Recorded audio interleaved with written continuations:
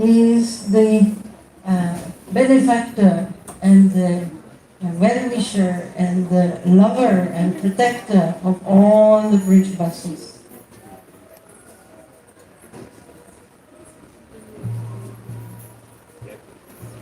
And then Jagannathira Vanachari, that is Krishna roaming in the forests, sometimes on his own and mostly together with the cowherd boys. So it's a full picture of Vrindavan. Jai Srila Prabhupada ki Jai. Jaya Prabhupada, Jaya Prabhupada, Prabhupada, Srila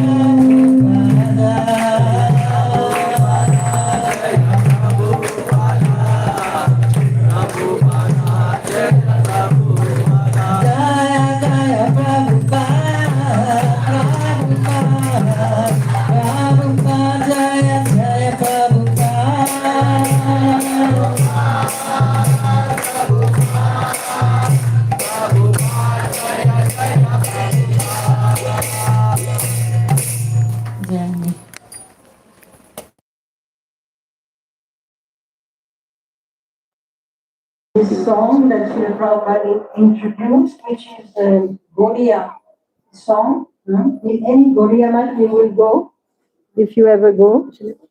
Yeah. You will see that they are singing the same songs that we sing in ISKCON, right? It's coming down in Guru Parampara. Bhaktisiddhanta Saraswati also established this Jai Radha Madhava before the classes. So we are remembering Krishna, because the aim of all our devotional activities is to enter remembrance of Krishna.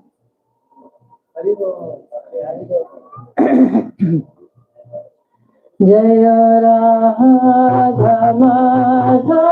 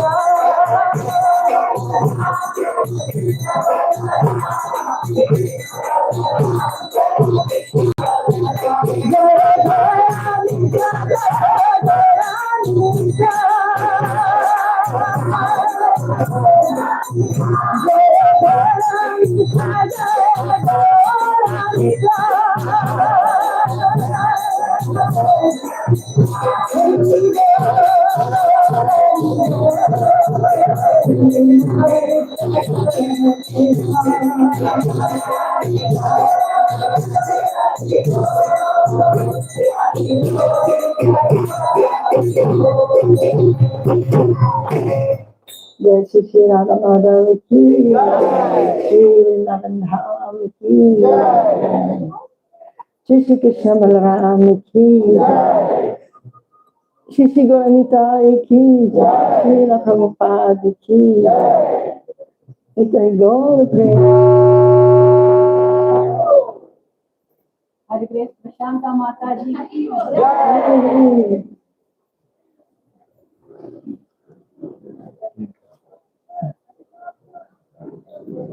Hare Krishna, Hare Krishna, Krishna Krishna, Hare Hare, Hare Rama, Hare Rama, Rama Rama, Hare Hare. Let us have introduction about H.G. Prashantha mataji. We are really fortunate to have Mataji's association. H.G. Prashantha mataji is a long-standing Islam devotee, educator, and author, born in France in 1960.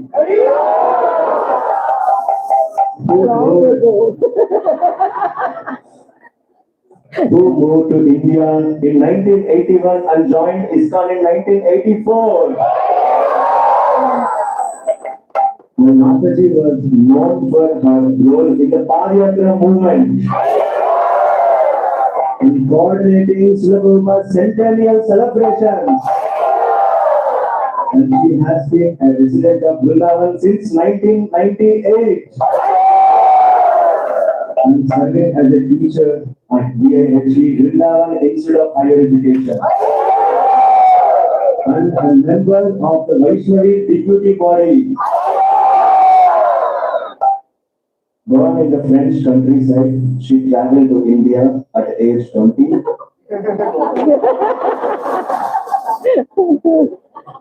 Maybe for your next visit, I will buy her and I will tell you. Maybe it will come to my heart. I can tell you. Born in French countryside, she traveled to India to age 20. Later joining ISKCON in Athens, Greece in 1984, where Mataji served as a cook and book distributor. She relocated to India in 1987 and engaging in Padayatra, walking pilgrimage for 2.5 years. And followed by 8 years in Vrindavan, focusing on worldwide Padayatra coordination and the Prabhupada Centennial celebrations. And in 1998, Mataji settled in Vrindavan and became an educator at Vrindavan Institute for Higher Education (VIHE), conducting a spiritual retreats. So let us all loudly welcome Mataji by loudly chanting Hare Krishna. Hare Krishna, Hare Krishna, Krishna Krishna, Hare Hare, Hare Rama, Rama Rama, Hare Hare. Prabhupada ki jai.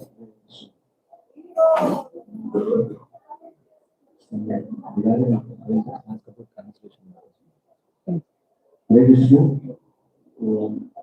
Is it a correct translation? Mataji speaks very sweet English that everybody can understand. Still, if you want any translation, Telugu translation, please raise your hands. By seeing the density of the service, that will ask Prabhuji's. So, ఎవరికైతే Telugu translation కావాలో వాళ్ళు అయితే ఎంతమంది ఉన్నారో చూసి మనం service There are very few. They can sit in the back and have a. మాటలు ఏం చెప్తున్నారంటే తెలుగు కావాల్సిన వాళ్ళు చాలా తక్కువ మంది ఉన్నారు. వాళ్ళందరూ బ్యాక్ సైడ్ వెనకాల చేరితే తెలుగులో చెప్పేవాళ్ళు తెలుగులో చెప్తారు. మాటజీ ఇంగ్లీష్ లో క్లారిటీగా చెప్తారు. అంటే రన్నింగ్ ట్రాన్స్లేషన్ జరుగుతుంది. So I request his grace calling Prabhu to take this already ఎవరికైతే తెలుగు కావాలో వాళ్ళందరూ వెనకాల ఓల్పాల్ దగ్గర సర్కిల్ గా కూర్చుంటే కాలింగ్ మీద మీకు తెలుగులో మాటజీ ఏం చెప్తున్నారో రన్నింగ్ గా తెలుగులో ట్రాన్స్లేట్ చేస్తారు. The good news for Telugu devotees is that the Vrindavan Institute for Higher Education is starting to translate its courses into Telugu. అంటే తెలుగు డివోటీస్ గుడ్ న్యూస్ అనమాట. ఇప్పటి వరకు Vrindavan institute of higher education లో ఏవైతే రీట్రీట్స్ జరిగాయో అవన్నీ తెలుగులో ట్రాన్స్లేట్ అవుతున్నాయి. యూ కెన్ విజిట్ ఈ Vrindavan institute of higher education website ఉంటుంది. దాన్ని విజిట్ అయ్యి దాంట్లో ఇప్పటి వరకు ఏవైతే తెలుగు ట్రాన్స్లేట్ అయ్యా అవన్నీ మీరు వినవచ్చు. Hare Krishna. So today the topic is the Centennial. Okay. We are hearing that third time, Mataji. Again, we are so much interested to hear that. If you remember, we all came to Vrindavan and Yeah, I remember. What's his name? That really matter. I remember you. Yes. Hare Krishna. Om Jnana-Timirandhasya Jnana-Salakaya Chakshurunnilitam Yena Tasmai Shri Gurave Namaha Shri Chaitanya Manohishtam Sthapitam Yena Bhutale Swayam Rupa Kadamaham Dadati Swapadam Tikam Jaya Shri Krishna Chaitanya Prabhu Nityananda Shri Advaita Gadadhara Srivasadi Gaura Bhakta Hare Krishna Krishna Krishna Hare Hare Hare Rama Rama Hare Hare Vancha kalpatarusya kripa sindhya eva patitanam pavanebhyo vaishnavebhyo namo namaha mukham karoti vachalam pangam nayate girim yakrupātamaham vande Srila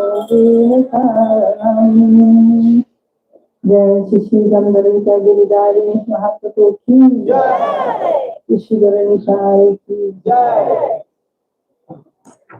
So dear devotees, somehow I've been asked to speak on the celebration of Srila Prabhupada's Centennial.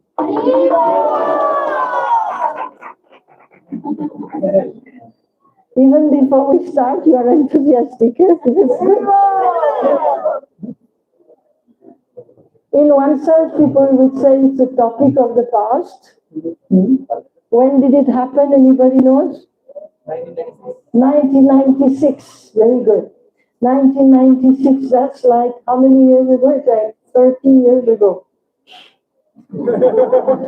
30 years ago. And for background information, you should know that it was a global, worldwide celebration without mobile phones. There were no mobile phones, there was no YouTube, there was no Facebook. There were none of the things which today make it that if you want to propagate something, it goes around the world in 1 second. It was not like this. When we started the celebrations, first of all, we did not start in 1996. We did not start in 1996 by the vision of His Holiness Lokanath Maharaj. He understood that if we want, he and some other devotees understood that if we want to have a massive, significant celebration for Srila Prabhupada, we should prepare for it. And it's not going to take just few months to prepare, but it is going to take several years. And first I would like to say that this topic is relevant. It's not just history. It is not just a topic of the past.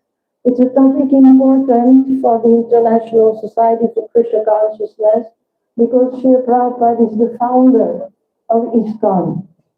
And not only is the founder, he is also the Acharya. Acharya means the teacher. He is the Shiksha Guru of all those who join ISKCON. I see so many faces here. This must be books, because it may be Lokanath Maharaj books, possibly, but Srila Prabhupada's books are the foundation, Prabhupada said, for the next 10,000 years, which is the duration when the Sankirtan movement will be active on the earth. We are in Kali Yuga. It is a time which is bound to bring degeneration, degradation of the planet, degradation of mankind as well. So the Sankirtan movement is a special benediction which comes in the beginning of the Yuga, and we have only passed just a few over 5,000 years of Kali Yuga. And with the advent of Lord Chaitanya, this golden era of Kali Yuga begins. And Srila Prabhupada's books are the foundation for the people to become God conscious, to awaken their consciousness, their awareness of the existence of a Lord somewhere. So Srila Prabhupada is most important person, and he has established, that we were doing when I came, Guru Puja of Srila Prabhupada is established. Every morning is happening in the temple. And Srila Prabhupada deities are installed all over ISKCON temples. Do you know from when these deities have been installed? Some deities were installed even when Prabhupada himself installed his own deity in Vrindavan.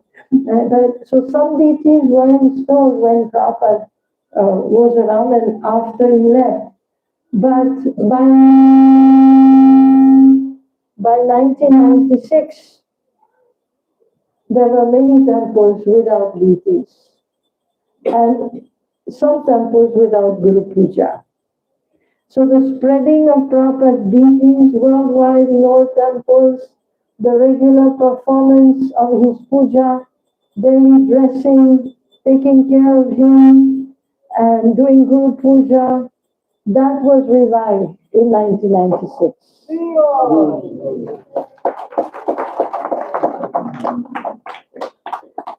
Srila Prabhupada is the root of ISKCON.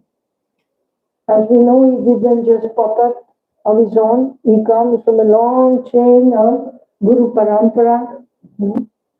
And he is the messenger of Lord Chaitanya, who is the Kali Yuga avatar, who is the Lord, is actually the worshipable Lord for the people of Kali.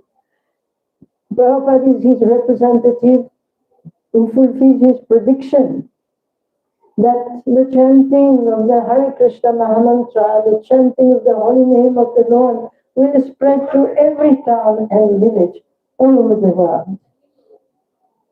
The great acharyas who came in the wake of Chaitanya Mahaprabhu, they were thinking about these words, Prithivite Yata Nagarati Gram. And there will be the prachar of Moranam. The acharyas were thinking how this will happen, because Chaitanya Mahaprabhu traveled in India only. And at that time, there were some rules that a sannyasi, who is usually the typical preacher, it was forbidden to cross the ocean. So how will this message spread? The acharyas were thinking. They were thinking generation after generation what to do, how to do, because those who are in the line of disciplic succession, they are always thinking about the mission. They have in their life the mission of the Lord. So how will this movement spread? And the prediction was there that some Senapati Bhakta will come. The leader of the army. Whose army? The army of Lord Chaitanya.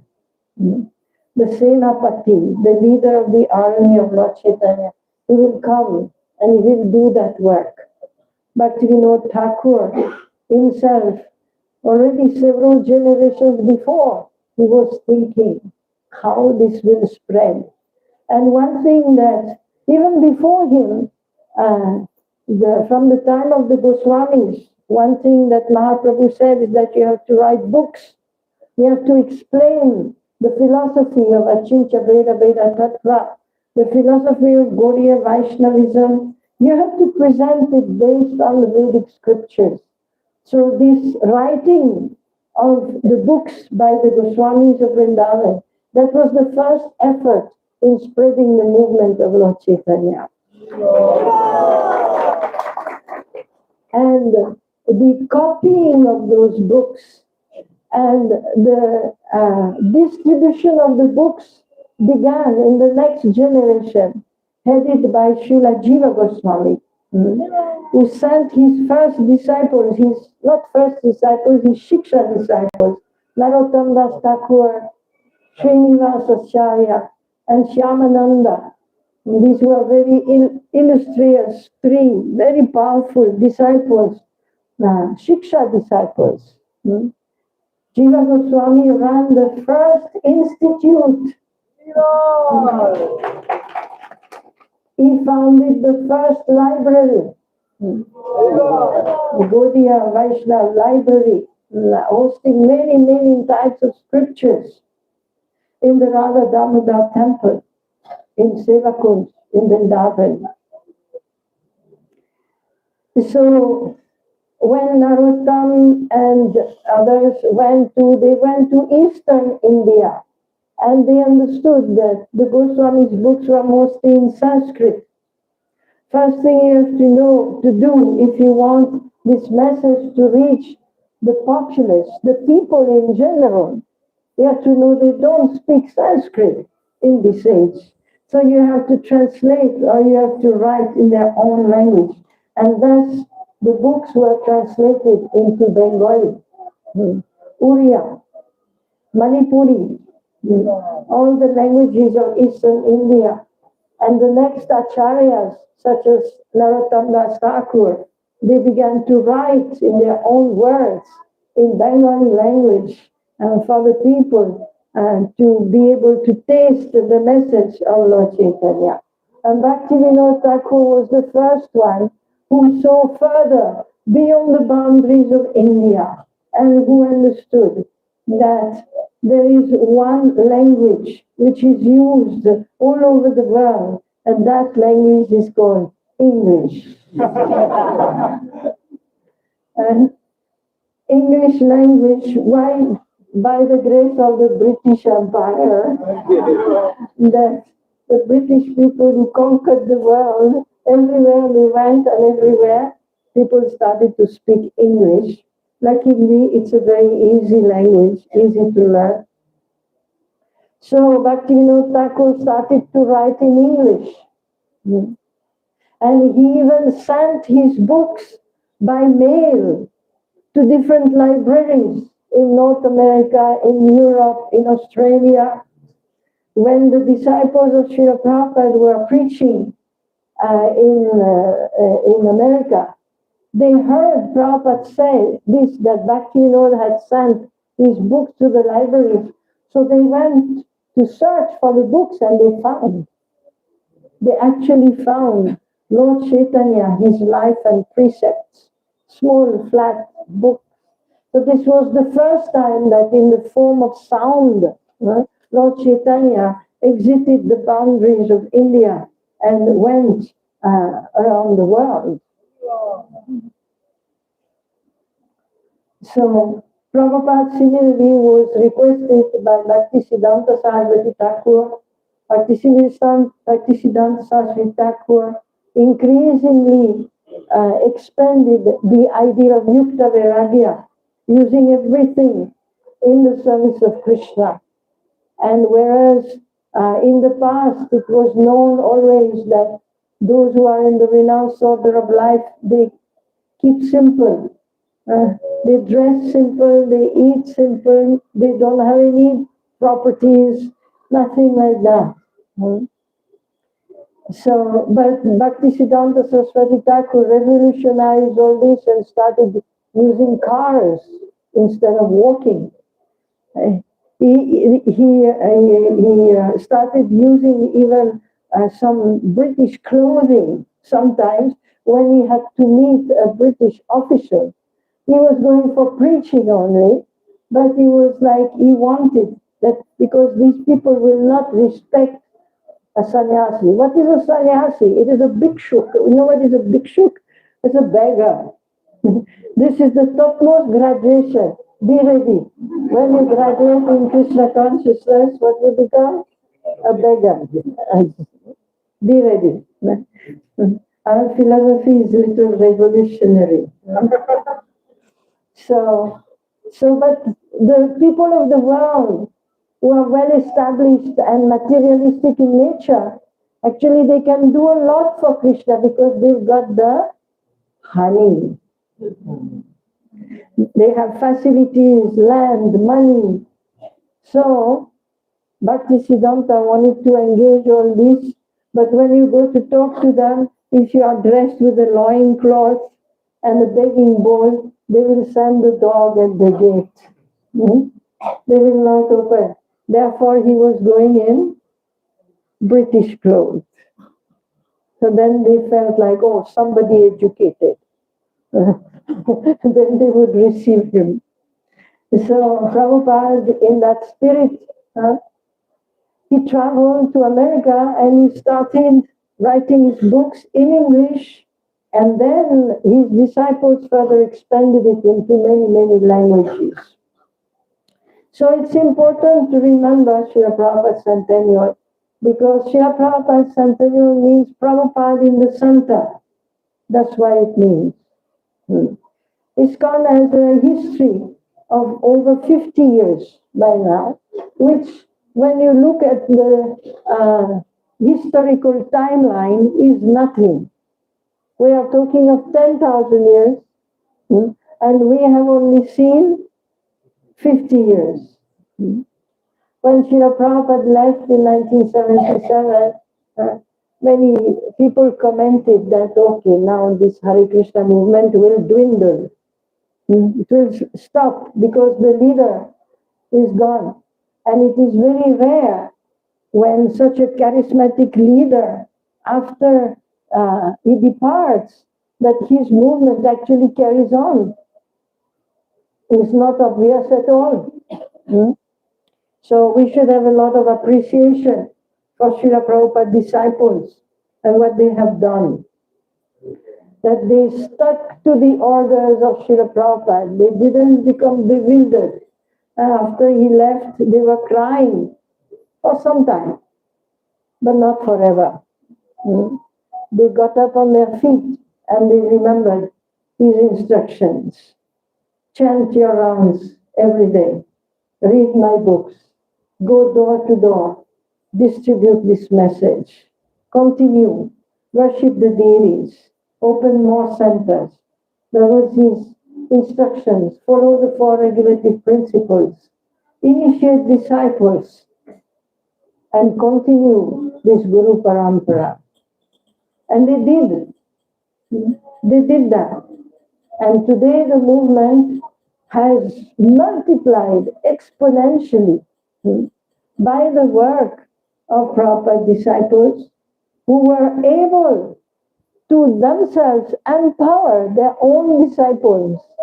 And now the disciples of the disciples, the grand disciples of Srila Prabhupada, are running the movement practically.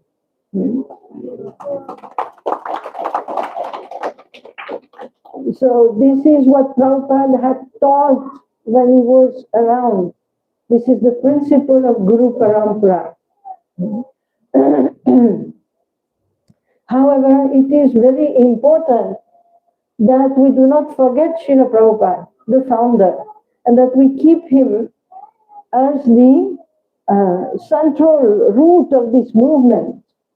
Because Srila Prabhupada told us a story, the story of bundle of sticks. You know the story of bundle of sticks? Sometimes you go in the countryside, you see some ladies, they collect firewood. And they collect small, thin woods. And they gather them all together and they bind them. They bind them like this. So if you have some small sticks, if you take one stick, easily you can break it. But if you bind many sticks together and you make a bundle and you tie it very tight, then it becomes like a log. You cannot break it.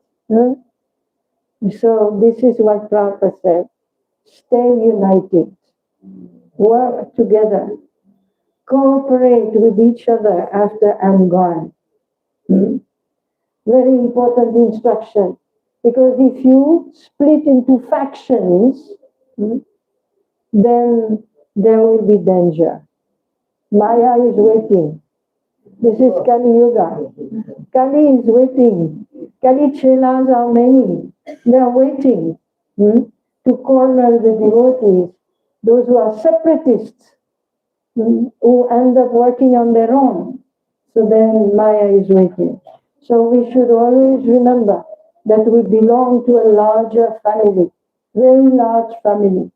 And of course it descends all the way from Krishna, from Lord Chaitanya, and Srila Rupa Goswami, the Goswamis, and Prabhupada. But for us, Prabhupada is a very important centerpiece. Because he is the current Acharya who made Krishna consciousness relevant for the modern world and for all the people of this world. When Prabhupada arrived in Boston in 1960, when did Prabhupada arrive in Boston? 1966. 1966. He arrived in the Boston, in the harbor, the port. First time he has darshan of America. From the boat, he's looking, In 1966, India, I came in 1981. I can tell you there were no cars. Oh, yeah. Take it for granted. There were no cars in India. Only the taxis in Delhi, Bombay, there were some ambassador cars. Ambassador. Fiat in Bombay. It is called, what did they tell me yesterday? Kali Pili. Yes, Kali Pili, meaning black and yellow. Black and yellow cars. That was the taxis. And the police sometimes had a car, same ambassador. And some government official had a car. Others didn't have cars. There were no expressways, highways, superways, nothing like that. And how were people traveling? Well, many were still walking. The millions were riding bicycles. There were a few two-wheelers, not the motorbikes, what do you call it? Scooty. A scooty. There were few scooties, very few scooties. And then there was the three-wheelers were there. There were three-wheelers and there was the pedal rickshaw. And in Calcutta there was the pulling rickshaw. And there were Tonga. There was a Tonga, horse car. I went to Vrindavan by Tonga. So Prabhupada came from that India, where there was no infrastructure, no cars, no computers, no telephone except some place. There was nothing in India that time. And he arrived in Boston by 1966 and very soon the 70s, like when I was going to school, Vande Bharat, that just came now. I used to sit in that to go to university in the 70s. So when Prabhupada arrived in Boston, he saw something else. He saw buildings that are so high that the top is in the clouds. You don't see the top. That's what he saw. He became like Lord Jagannath, He saw these buildings in Boston that The top is in the clouds. Over 100 stories was already there. And he saw cars everywhere, traffic jam, and people running and running and running and running, and Prabhupada looked at it and he went, Rajas, Tamas. That's what he saw, because in Shastra Chakshus. So he saw passion and ignorance. And then he started to pray, oh my Lord, why have you brought me to this terrible place? I do not know what is your purpose, but certainly you must have a purpose. Otherwise, why would you have brought me here? The people of this place are completely covered by the molds of passion and ignorance. How will they understand the pristine, pure message of Lord Chaitanya, the message of Srimad Bhagavatam, which requires being situated at least in goodness?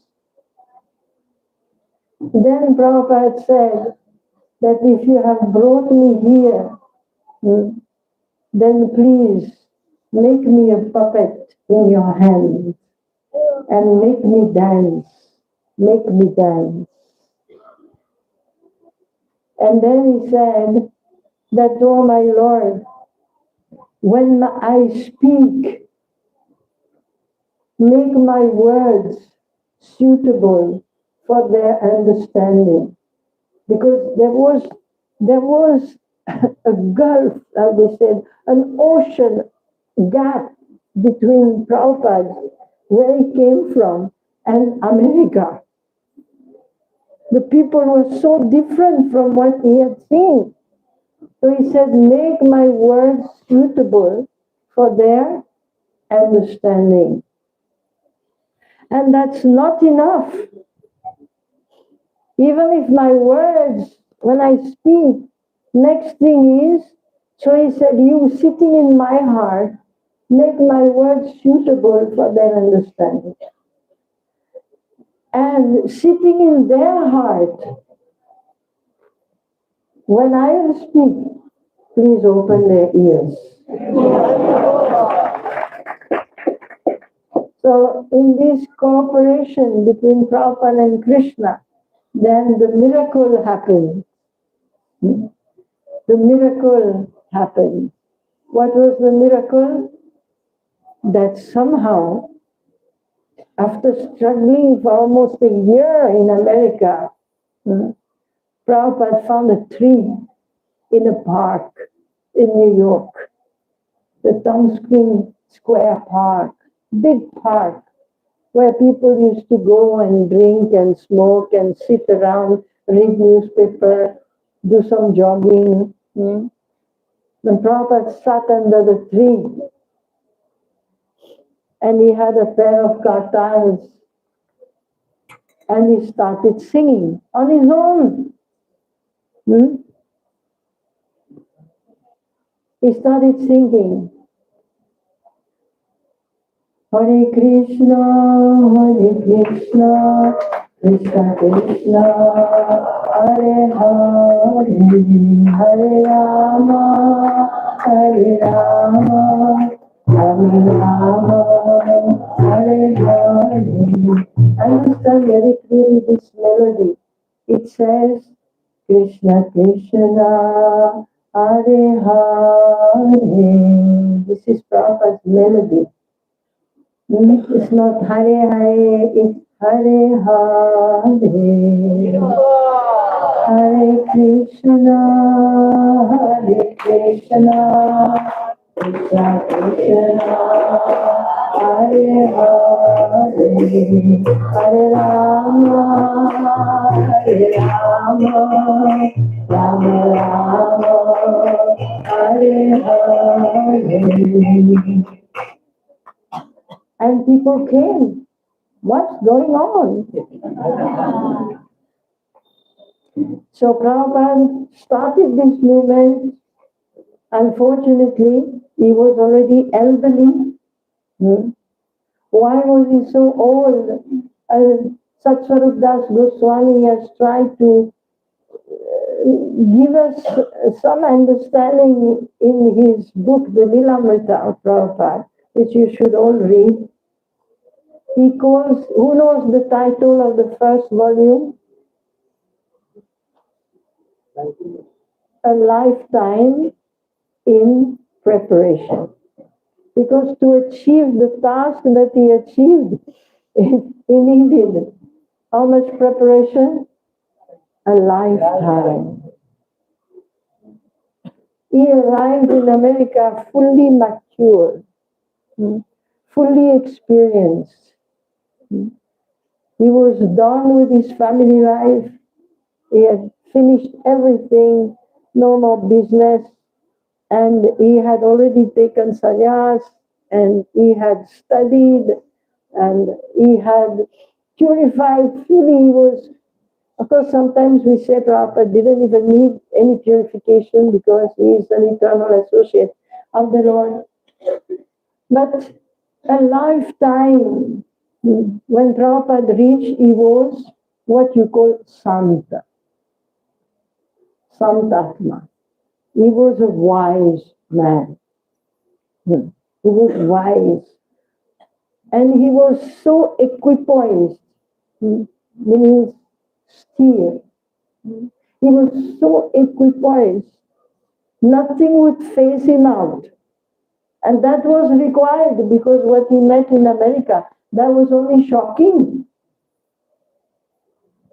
What did he see in America? Full on meat eating, everywhere. Meat displayed everywhere. First thing, everybody smoking cigarettes at least, other things also. When he was with the hippies, then he found the new generations of America wasted. Such a rich nation, so prosperous, so powerful. But what has happened to their children? They have become hippies. You don't know what is a hippie. Your good fortune. Therefore, Prabhupada started preaching, Sarva Dharman Parityajya, Mamekam Sharanam Raja. And he gave the translation, which you don't know that translation. I said, I know that you have given up all regulative principles. Don't worry. Come to me. That is the translation. Otherwise it says, please give up all different types of religious activities and surrender unto me. Surrender unto me is paro dharma. It is the supreme dharma. Just give up all these demigods worship and this and that and all these lower karmas and give up all these. Just engage in Krishna seva. That is the topmost dharma. That's what Krishna says in Bhagavad Gita. Give up all these, Vedic rituals and give up all these religious activities which aim at material upliftment and just surrender unto me, Krishna says. I will deliver you and there is no side effect. Ma suchaha aham tam sarvapapevyo mokshayishyami. No consciousness left. Most powerful person. Can we hear in the back? Yes? Oh, good. Right. So one more thing I want to say is in 1977, very sadly, Srila Prabhupada left. He returned to the Association of Krishna. And that was a terrible happening for his disciples. It was a terrible happening for his disciples It was very, very terrible. They were very pained. They were very pained and in one sense very bewildered also. Yeah, how shall we do without Srila Prabhupada? Okay. Okay. ठीक है. Haribol. Oops. I have to put it in what? How? Yeah. Okay. Which way you have to put it? So it's done? On the ears we have it. On the ears. Okay. Okay. All right. Now we look like an astronaut. ठीक है. We're good. Hari Bol. So, what was I saying? Yes, that in 77 Prabhupada left. And the history of ISKCON records that it was not so easy, the transition, the succession. Finished? We landed. It was not so easy. Srila Prabhupada instructed to continue the Guru Parampara. He instructed some of his disciples to start initiating disciples. But they were, imagine, Prabhupada came in 66 and left in 77. So the oldest disciple was how old? 7 years. 10, 11 years. 10 years, basically. So you chant Hare Krishna for 10 years, and then you become sannyasi, acharya, you start initiating disciples, and you happen to be 25 years old. Maybe 30. That's the oldest one. So what will happen? It will not be easy. That's why a lifetime in preparation. That Prabhupada, he was an old, wise person preaching. He could talk to anybody. Do you know that Prabhupada taught how to put on dhoti? You know, he also taught how to put on sari. That was Prabhupada. He taught to Govinda Devi Dasi. He put the sari on himself. He showed how, because they didn't know. The Prabhupada put the sari on himself. It's like this you put.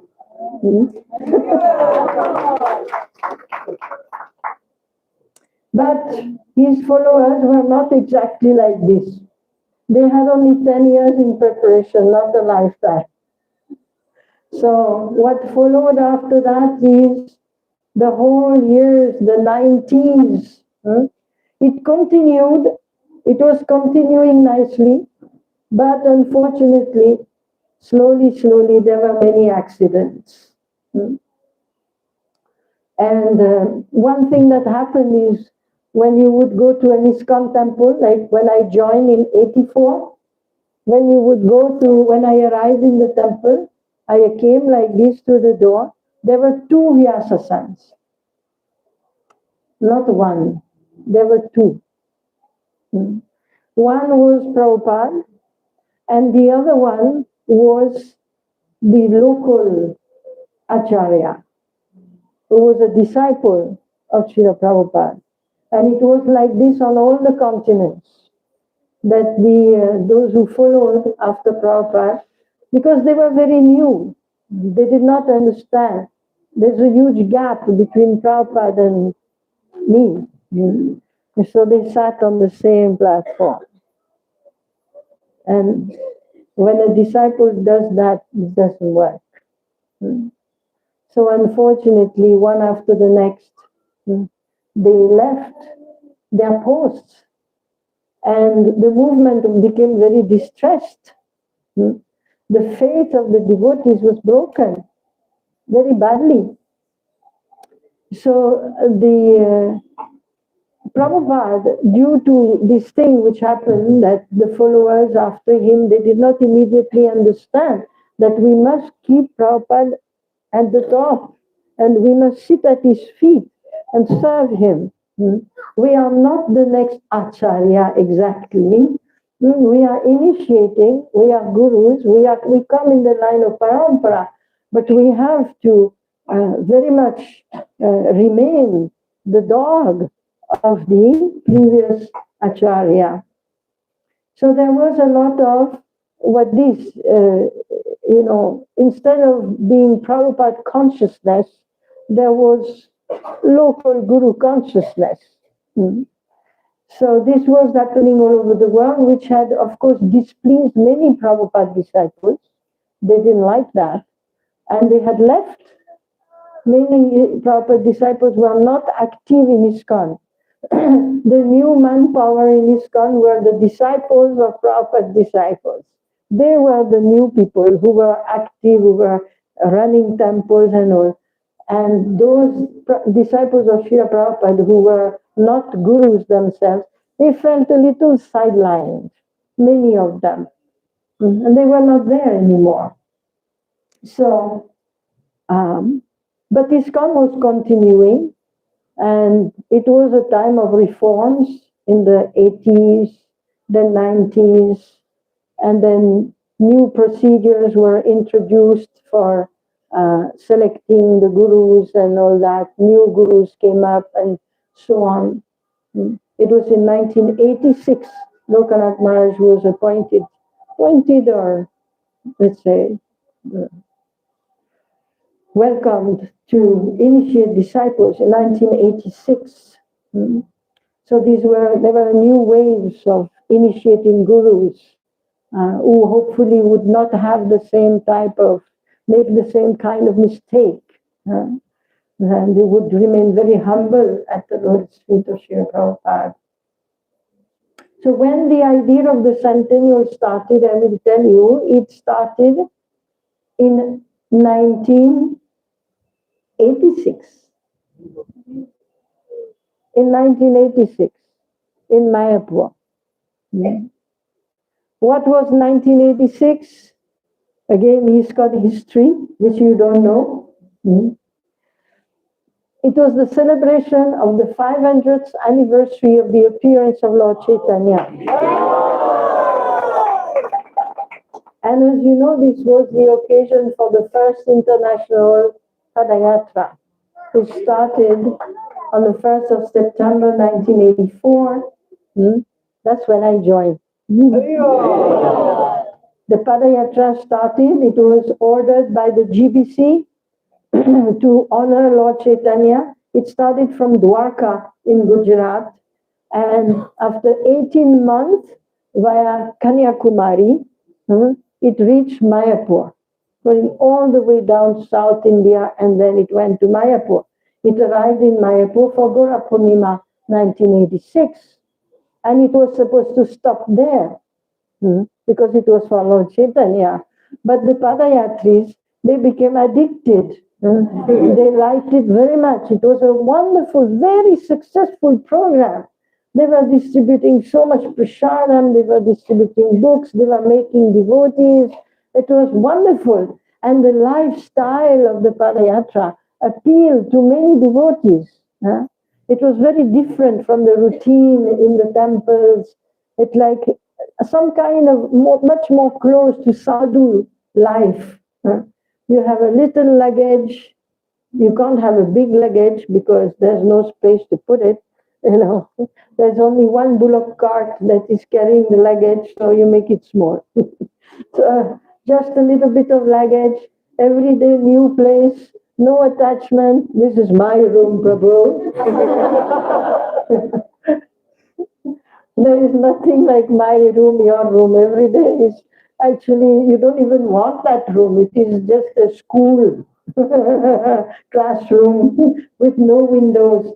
Now it is little better. But in those days, it was like staying in schools, the best was staying in dharamshalas. Otherwise, just staying in odd places, no electricity, no fan, no running water, no mineral water.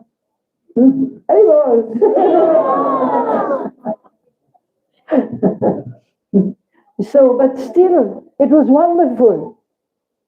Kirtan all day, And the deities, seeing the deities in the temple, you come, you see them in the morning, and then you go, you do something else. But on Padayatra, all day, you are with the deities. All day you walk with Gauranitai. From Mangalarti to evening Arati, all day you are with the deities. Very beautiful. And Prabhupada. So when they arrived in 1986, the Padayatris, they didn't want to stop. They wanted to continue. But the question came, now we had a cause. We had a purpose to walk. You know, we were walking to glorify Lord Chaitanya on his 500th anniversary. So now what are we going to walk for? That was the question. What shall we walk for now? Huh? And Maharaj discussed with some of the devotees, and what came out was, let's look on the calendar. What's coming next? What's coming next? See, 10 years later, coming, next celebration, 1996, 100th birth anniversary of Srila Prabhupada. So the Padayatra, which was started as the Chaitanya Mahaprabhu Sankirtan Padayatra, they changed the board and it became Srila Prabhupada Centennial Padayatra. So this was the first thought that in 10 years Prabhupada Centennial was coming, and Maharaj followed up with that. And by 89, Maharaj was always thinking about it. 86, 87, 88, 89. By 89, we were in the Kumbh Mela in Allahabad. The Padayatra was leading the Harinam, Maha Harinam every day in the Kumbh Mela. They were the Shishinitai Gorasundar were the presiding deities over the ISKCON Kumbh Mela camp. Mangalarti was with them every day. And one day, Maharaj called me to his tent. We were staying in tents. So Maharaj called me and he said that I want you to do some research how to celebrate a centennial. So it was on his mind always. How to celebrate a centennial.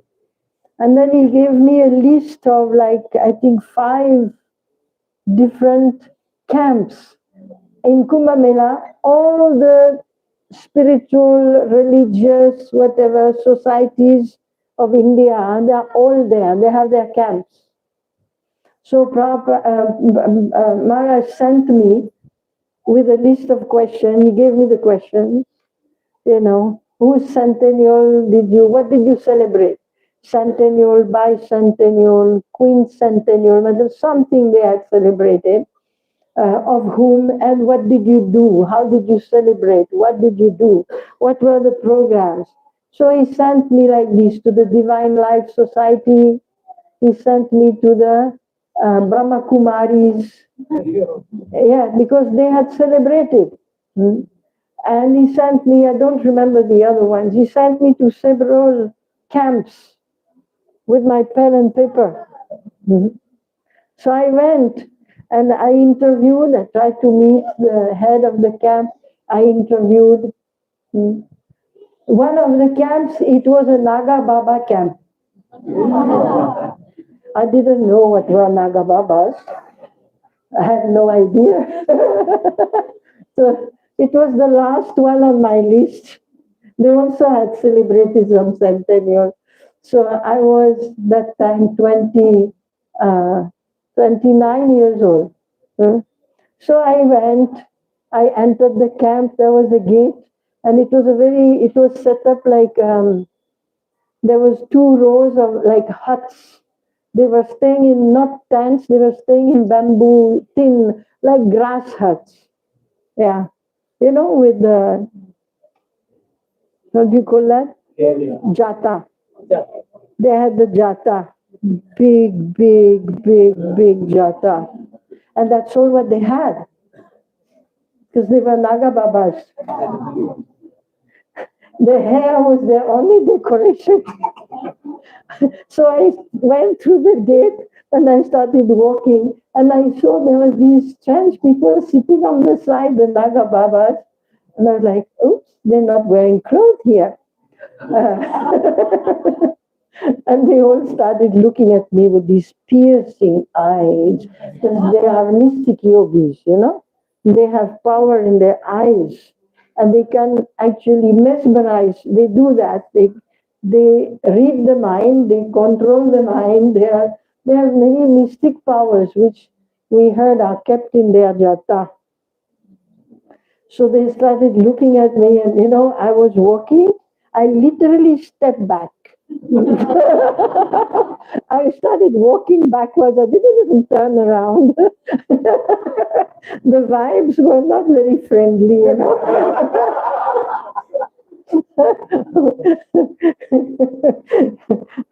So I walked back, and I don't know what they did for their centennial. I no idea.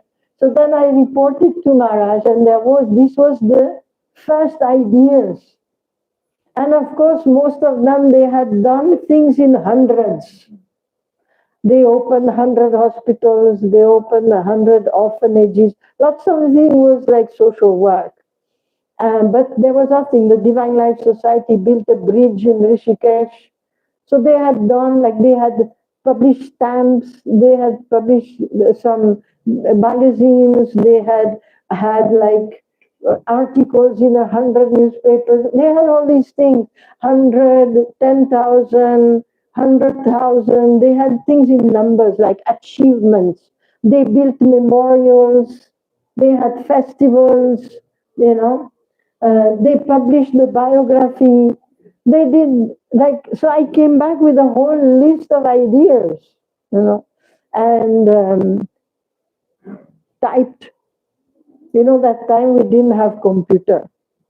We had typewriter. That when you type, sometimes the finger goes through it goes through the keys, It was a mechanical typewriter. So you type, and the finger goes through the keys sometimes. So we typed, and then in 1919, Maharaj started with the list. He started going to the ICC body in India to tell them, we must celebrate Prabhupada's Centennial, and we have to prepare for it. And immediately the Indian leaders, they took up this idea. They liked it. They took up this idea and they brainstormed, and they came up with more ideas that what they could do in India. India was not as big as it is now in terms of the yatras, and it was not that big, but it was there. There were many, at least 80 temple presidents were there that time. So they started making some kind of centennial plan for India. And then in 91, Prabhupada took that and he went to the GBC, International GBC in Mayapur during the meetings in February, March, and he made the same presentation. And he said, and in India, we are planning to celebrate. What about the world? So two things came out of this, is that there was a resolution that first they accepted, then in 92, they formed a ministry in Mayapur. They formed the Srila Prabhupada Centennial Ministry. And they resolved. And then the other idea that was discussed amongst the Indian leaders is the idea of a campaign. We said preparation, that from now, that was 92, from now till 1996, ISKCON declares that the centennial will be the focus of all activities in ISKCON till 1996. And this will be, that we have to have a campaign, the campaign for Srila Prabhupada's Centennial. What is a campaign? It's like when the politicians, they go they go for the votes, you know. They have a campaign. They travel everywhere, they have pamphlets, they advertise, they get following. So that was going to happen. First make a plan, and then make a plan, because you need a plan to propose. So first make a plan and then advertise it everywhere, recruit the people, recruit the leaders, all that. And in 1990, this is also when Srila Prabhupada, Lokanath Maharaj, he created an office in Delhi. That time I was on Padayatra. I was still on Padayatra. And Maharaj came on Padayatra one time and he said, called me, Prashantha, and he said, the ISKCON temple in Delhi, they need a secretary. And I thought, why is he telling me this? I'm no secretary. I'm nobody's secretary. I don't want to be a secretary. And I don't want to be in ISKCON Delhi. And I don't want to be in Heli Delhi, smelly Delhi. I'm very happy on Padayatra, Maharaj. I'm very happy on Padayatra. No, I don't like. I don't want. Videshi Shishya. Maharaj says they need a temple secretary. It would be nice if you go. I said, no, I won't go. Then after a few months, Maharaj came back on Padayatra. He used to come in and out.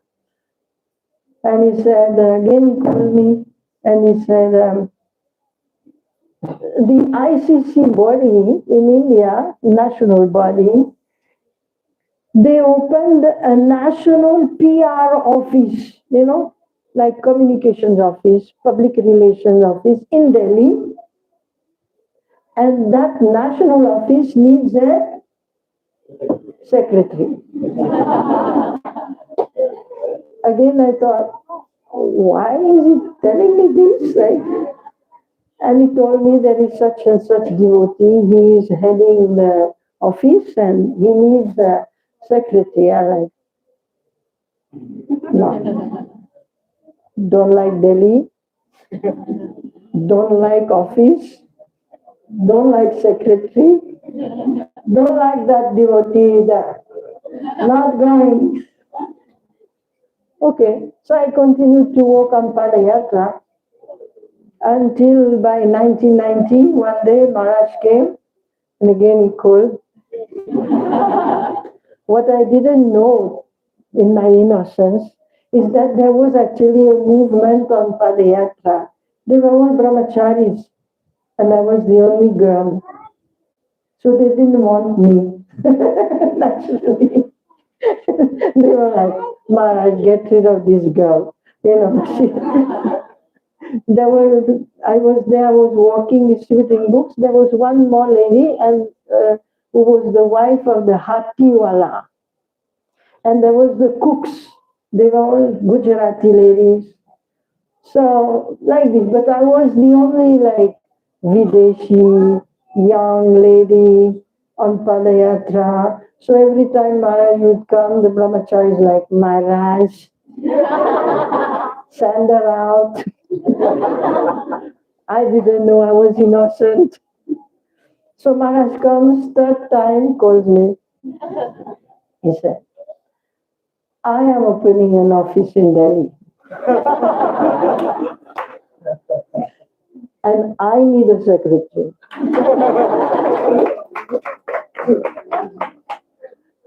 So that time I started having a doubt. Then I thought, Prashantha, this is the third time that your guru says that you should go to Delhi and become a secretary. So the doubt that came in my mind, it was, whose disciple are you? That was question that came, whose disciple are you? If you are the disciple of this person, then what he says should be your heart and soul. You should obey the order.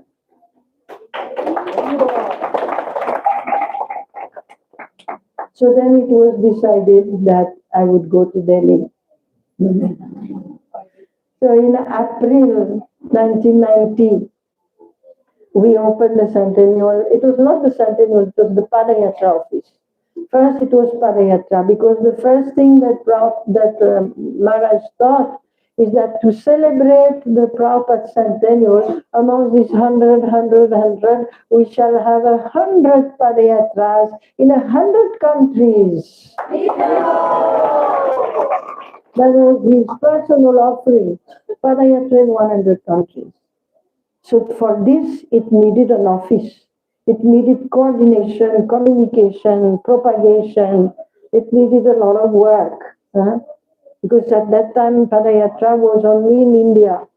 And there was one in Mauritius that happened. And then Padayatra America had started.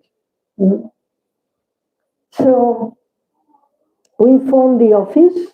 And then from that office, then we started preparing for the Centennial as well. And in 1992, the Padayatra office, it relocated near the new temple that was under construction, Radhapat Sati Mandir in Delhi. And we opened an office, 2 apartments, and it became the Padayatra Centennial office. And from there, we started to coordinate. And first thing was to make a plan, because now Maharaj was the minister, and he became the minister for Padayatra and the minister for the Centennial. So he had to coordinate these 2 things. So Maharaj said, for Padayatra India, the offering is 50,000 kilometers walked by 1996. And for the world, it is Padayatra in 100 countries. Now you should know that by then, there was only about 154 countries in the world. And many of them were not suitable for Padayatra. Like mountains, deserts, Siberia, icy countries, and also countries where, ISKCON is not welcome. Some countries where Islam is prominent, or some other religions are prominent, they would not welcome. Places where, first of all, many places they don't have cow. What to speak of bull? They don't have bulls. So this way, the Centennial, they made a plan. I don't know if it's here. It's not here. This I brought, you see. This was the newsletter of the Srila Prabhupada Centennial, which was published from 1991, I guess, till 1997. It was published. Every 3 months, 2 months, they would publish. They means me.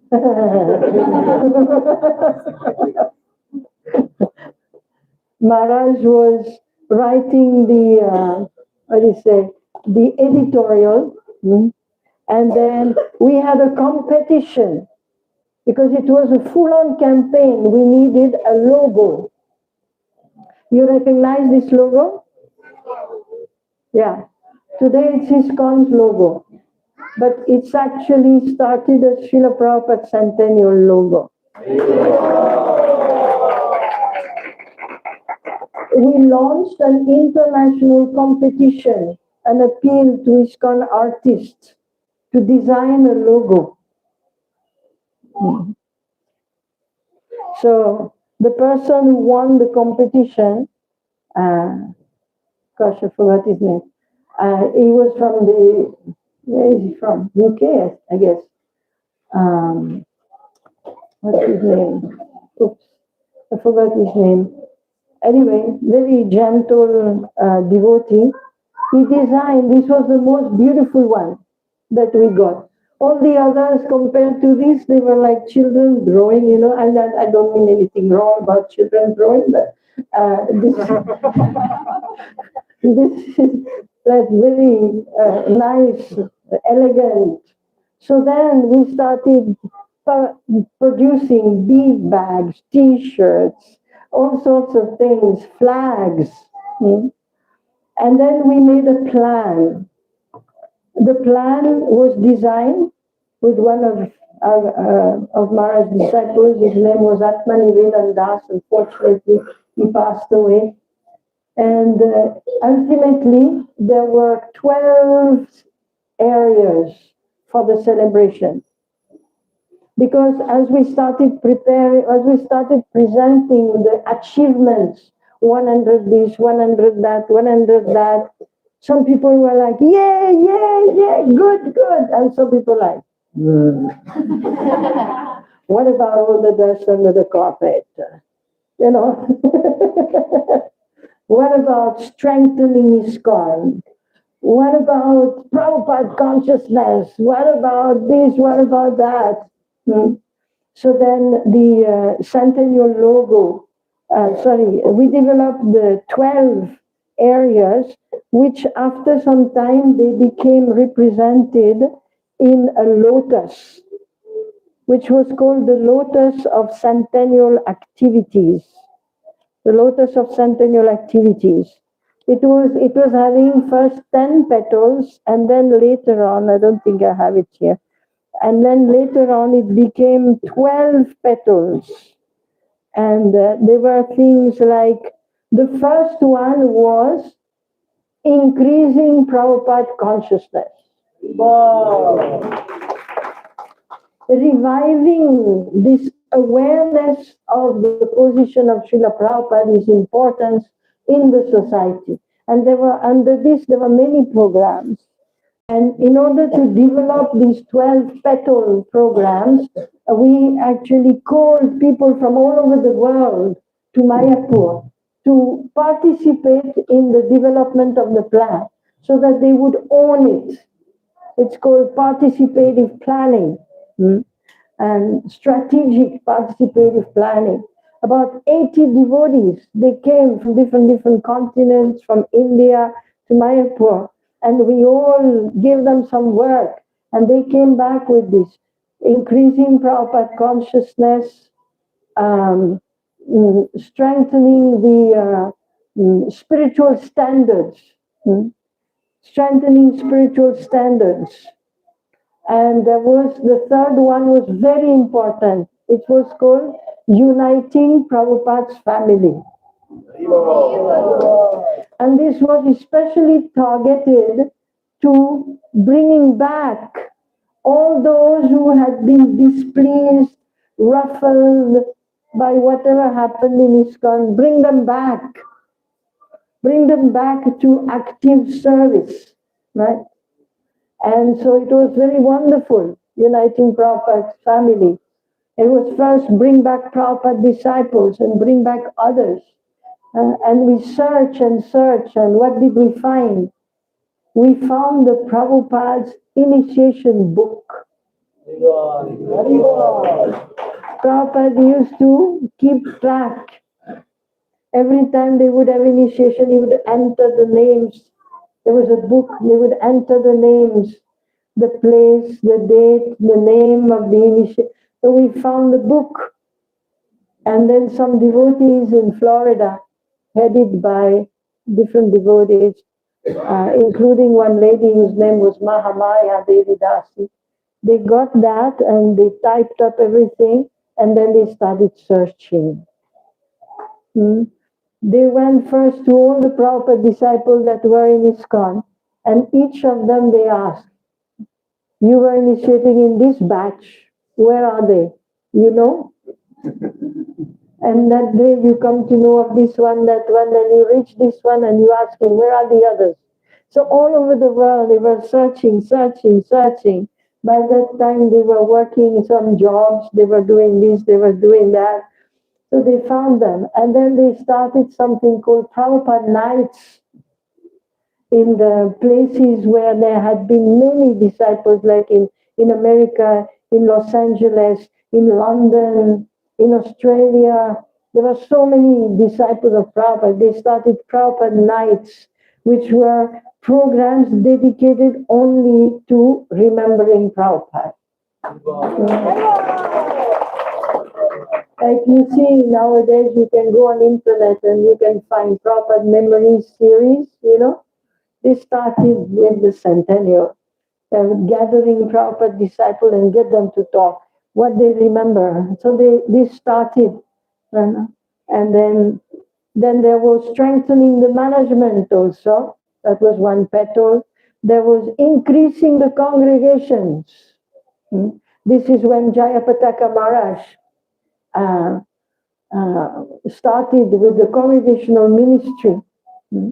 And started teaching, because in the beginning ISKCON was temples only.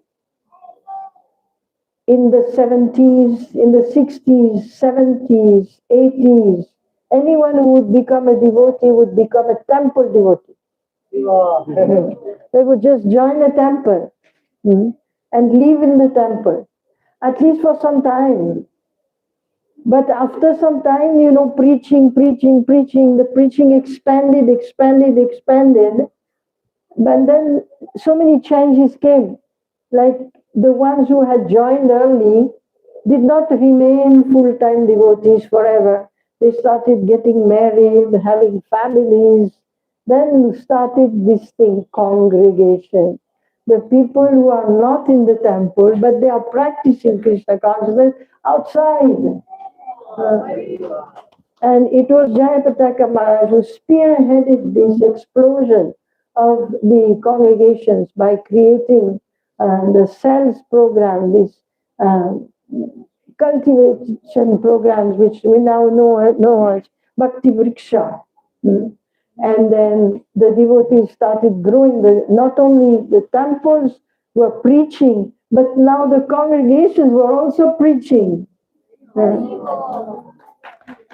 There's a book which was written by, I think, Padmini Devidasi, which is from Bangalore actually, Free to Preach. That was the name of the book, Free to Preach. Because otherwise the temple devotees thought we are the only ones. We are the acharyas, We preach, you people listen. We give the talk, you listen. But Padmini, she wrote, Free to Preach, on the order of Jayapataka Maharaj. The congregation leaders evolved. And then it spread all over the world.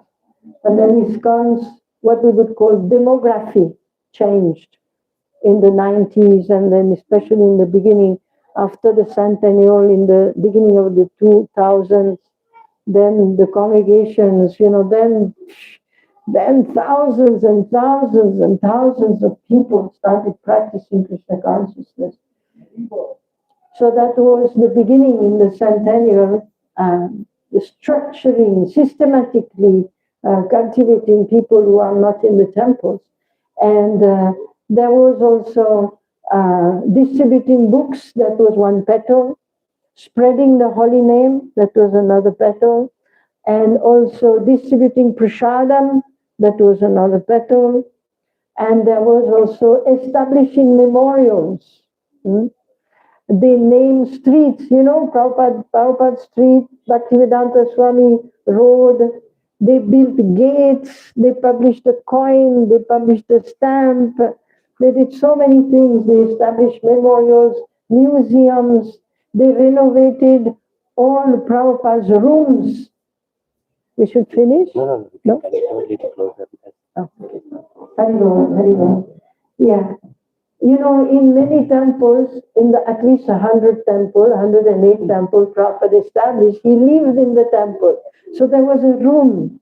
That was Prabhupada's room where he had stayed. In 1996, they made this effort of renovating all the rooms where Prabhupada stayed, establishing deities in those rooms, establishing deities on the Vyasasan, offering Prabhupada glasses, cane, shoes, book stand, all these things. You have to do that. I don't know what you do here. I see he has a cane. During Mangalarti, Prabhupada is attending Mangalarti. During Japa, he has to get his Japa. During Bhagavatam, he has to get the Bhagavatam with the proper shloka, open. Right? You do that here? You have to give him his glasses during the Bhagavatam class. This was the Centennial program.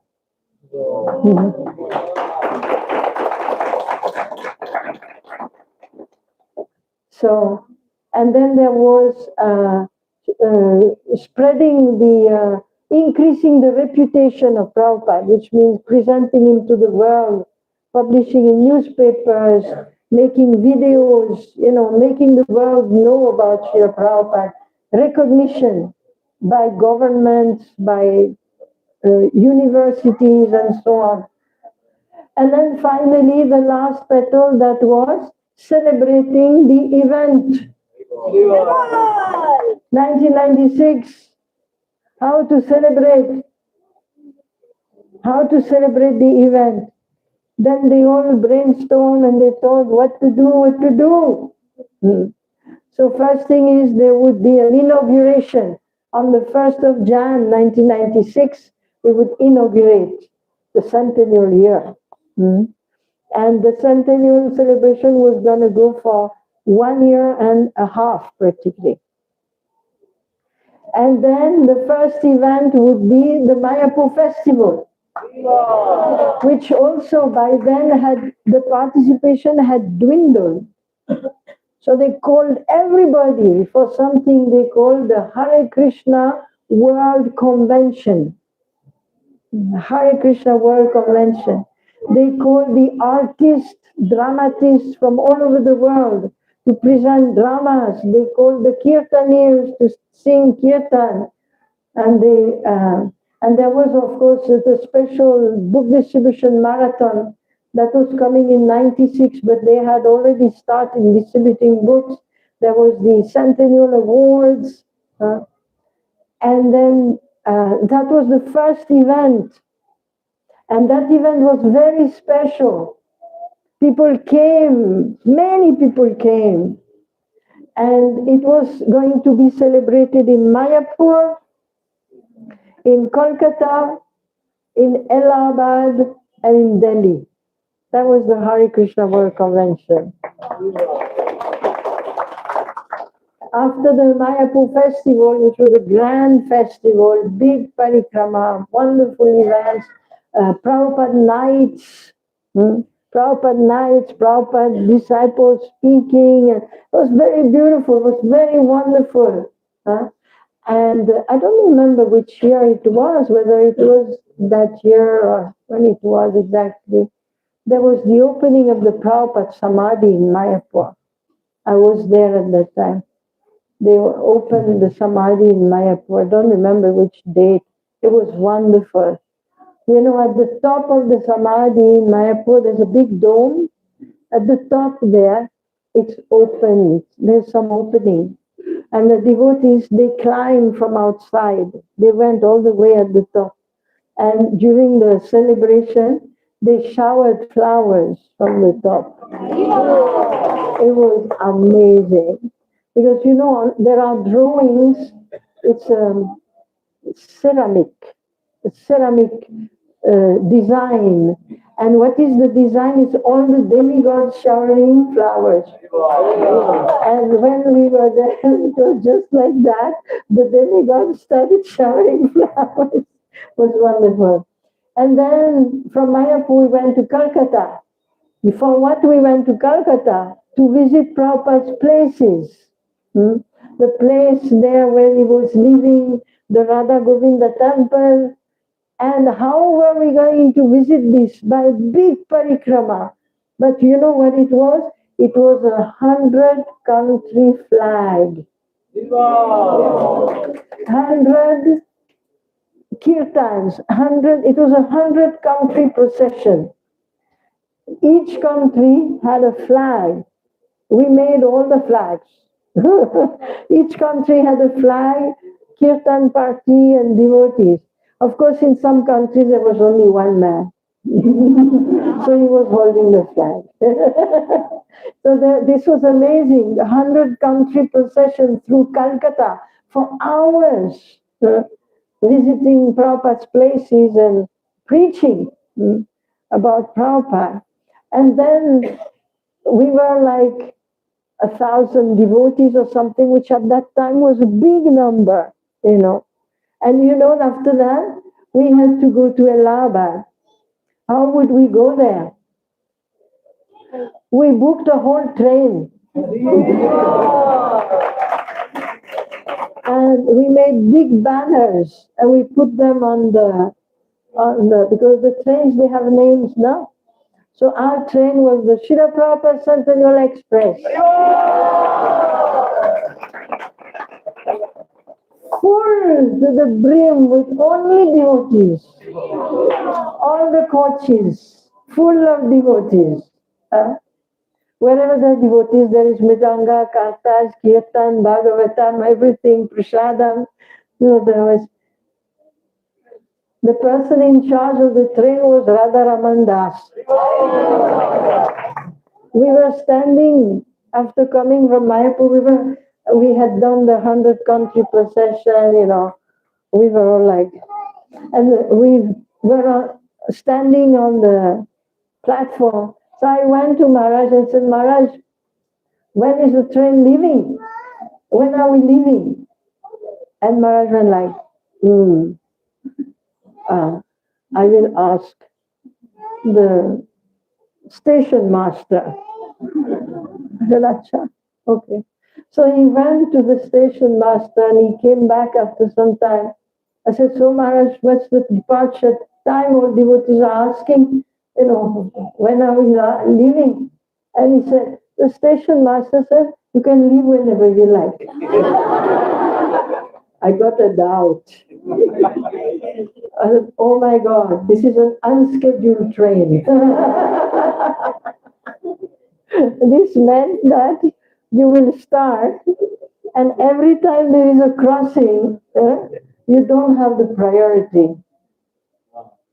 You have to wait. If there is another train, you have to wait until the other train passes, then you can go. I thought, oh my Lord, what will happen to us?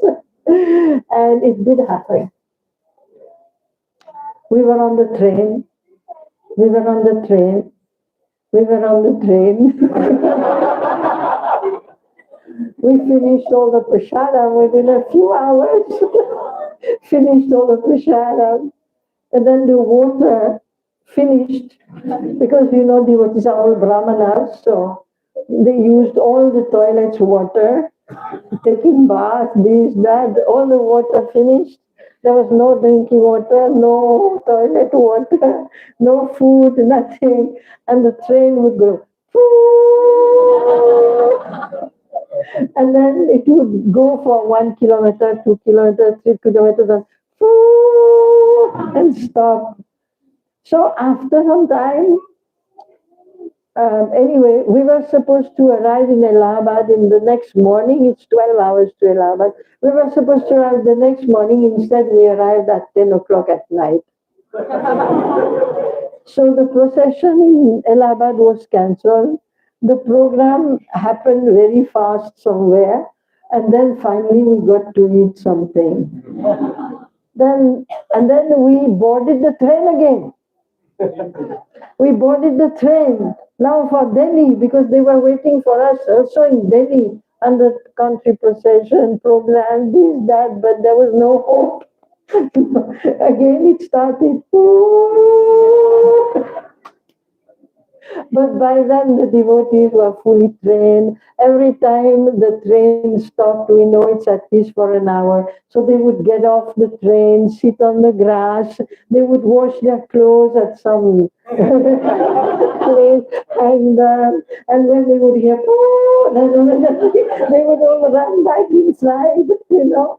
In one coach there was Bhagavatam class, in one coach there was some bhajan, in another coach there was some kirtan. There was a kirtan party, I remember, with the trumpet man who is no longer trumpet man, Sri Krishna Chaitanya Swami. They had the Harinam party going up and down the train again and again and again. It was a transcendental train, you know. So that was the celebration, and we came to Delhi and like that. So this was the first celebration. And then the next big celebration was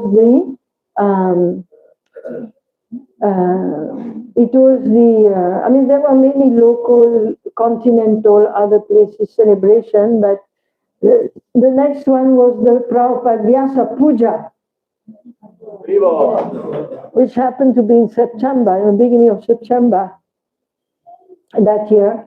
Prabhupada Vyasa Puja. So they were discussing how to celebrate Prabhupada Vyasa Puja in a grand way. So this discussion happened in the Centennial house, the Padayatra Centennial house.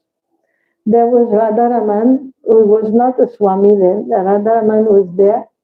There was Chaitanya Chandra, who is a devotee from Maharashtra. And there was Badri Vishal, who was from the Himalayas.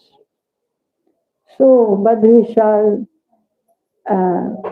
so they were sitting in Maharaj's office in the Centennial house, all three together. And the door was almost closed, little bit like this. It was almost closed. And I came,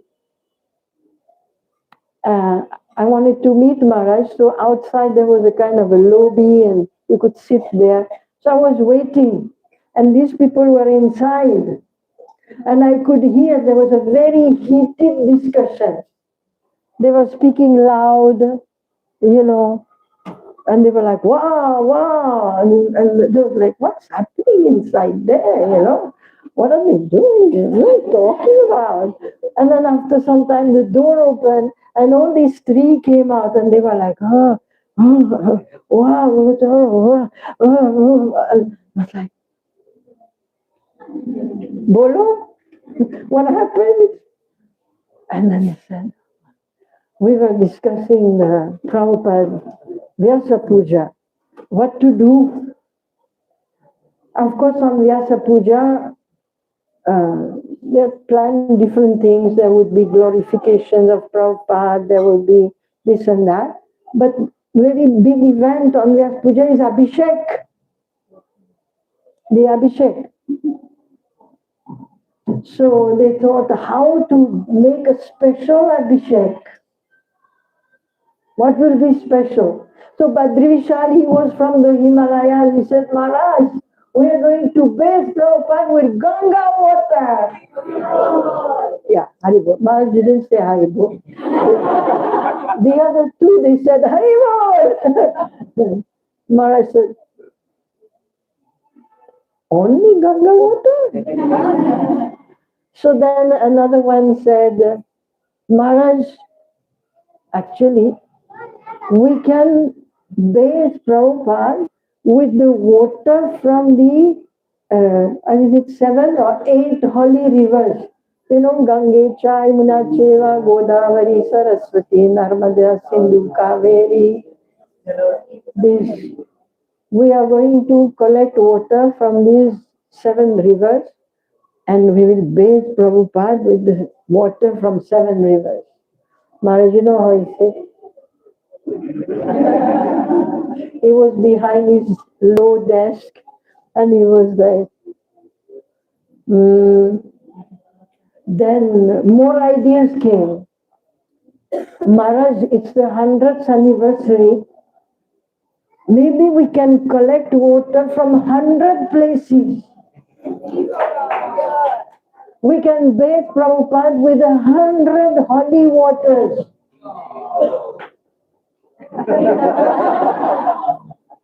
And then that's when he said, Maharaj said, 1008.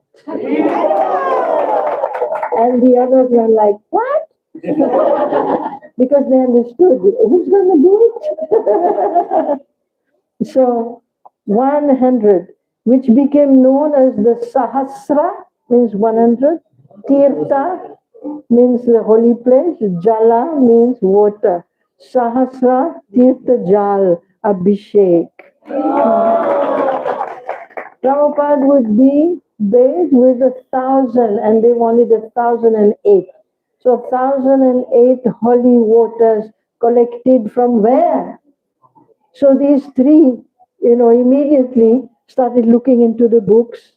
They were sitting day after day, they were sitting in the lobby and they were going through the Bhagavatam and the Mahabharata and the Ramayana, and they found some books about holy places and they were compiling Radharaman, Chaitanya Chanda. They were sitting and they were compiling day after day after day after day after day. Where are the holy places? So many of them. And they came up with a list which was like something like almost 1,500, holy places. But first thing was to compile that list. This list was compiled from the Shastra, Puranas, Mahabharata, and so on. They were compiled from there. But then where are they today? Where are they today, those places, right? Because it's written in the Bhagavatam, but where is it? Some places are in the heavenly planets. And they also found out some places are in Burma, some places are in Nepal, some places are in Pakistan, some places are in Sri Lanka, like all over, including outside of India, the places are there. So then they had to find the places on the modern map. And then they had to find out how to get there. And the next question, so they worked that out more or less, and then the next question was, Kaun jayega? Who will go and get all this water? So at the Centennial office, we were recruiting all the time. Devotees, please come, be part of the global Centennial team. Haribol! Come and live in New Delhi. 45 degrees in the summer, 2 degrees in the winter, no electricity. I mean, sometimes comes. So we were recruiting people, come. And one day, one boy came from Canada. He was of Indian descent. He was Indian by family. He came from Canada. I said, I want to join the Centennial team. I said, wow, that's very nice. We tried him in all the departments, nothing worked. He said he was an accountant, that was hopeless. He said he could do this, we tried him everywhere in all the departments, nothing worked. And he kept saying, "Mujhe to sab dekhna hai. I want to see everything. I want to see India. I want to see, all India." And he was not working out in the office. And one day, finally, click. He wants to see all India. Send him out with a bottle. So we proposed to him, why don't you become a water collector? That's like very safe service. Plenty to do. 1,008 plus, you have to collect the water. His question was, he was fine. But he said, like, how much of each place? And in what I will bring the water, because we have to see again, let's go back to India 20 years, 25 years ago, what happened 30 years ago. There was, like dibbe, metal dibba, dabba. There was these metal dabbas that if you put water inside, it's gonna leak, of course. And because you have to travel by train, by bus, by any, who knows what, bring back the water, it's gonna shake. Look, the metal dabbas are not gonna work. Then we were looking for something else, but at that time India did not have like advanced plastic. And so we had to search all the way in Delhi for the shops. We had to search for the shops, and we found the first, like, it was Indian made, I believe, PET bottle, like food compatible bottles, 5 liters. 5 liters with the lid and leak proof. So we bought like hundreds and hundreds. Of course, they didn't have the supply. So we were like on the line to get the bottles. And then he went out. He collected on his own over several years 350. Because of him, we started believing that it's possible. And then the Padayatra, they collected.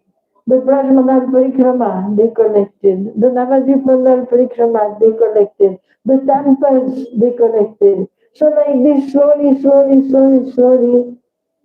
There are many adventures. Some people almost died, including this one. When he was in Agartala, he went to extreme eastern India. He was found at gunpoint because there are many, like, there's a lot of unrest in those areas. He was like at gunpoint at some point like that. Almost died, almost lost his life. And there were those who went to the Himalayas, the Padayatras. They collected water from high in the Himalayas. And then Pakistan, the Nepali Yatra, they collected, the Burma, everybody, you know. That was very nice. So there we were. And then came one devotee whose name was Pancharatna Das, a disciple of Srila Prabhupada, who was part of the Centennial organizational group. He was working with Maharaj directly. He was very good at many things. He was a very good organizer. And we were discussing, okay, you want to celebrate, let us celebrate. So, paisa to lagega na. It will cost money. And that time ISKCON was not that rich. So where will the money come from? So then they came up with the idea that this Sarsatirtha Jal Abhishek, it can be an opportunity to raise funds also. Kalash. Now when you go to Janmashtami, you have to sponsor Kalash, no? You know when it started? 1996. Sponsor Kalash.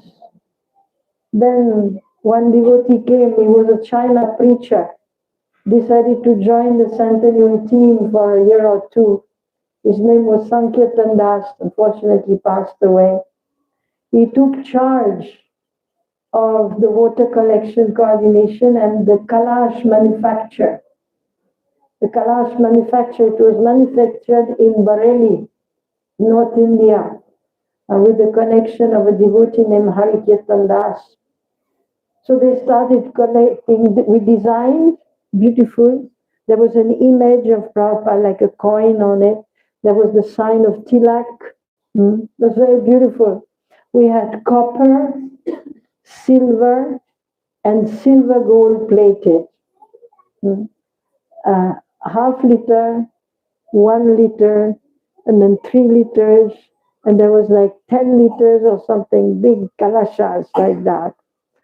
And then we started marketing all over the world, manufacturing, displaying.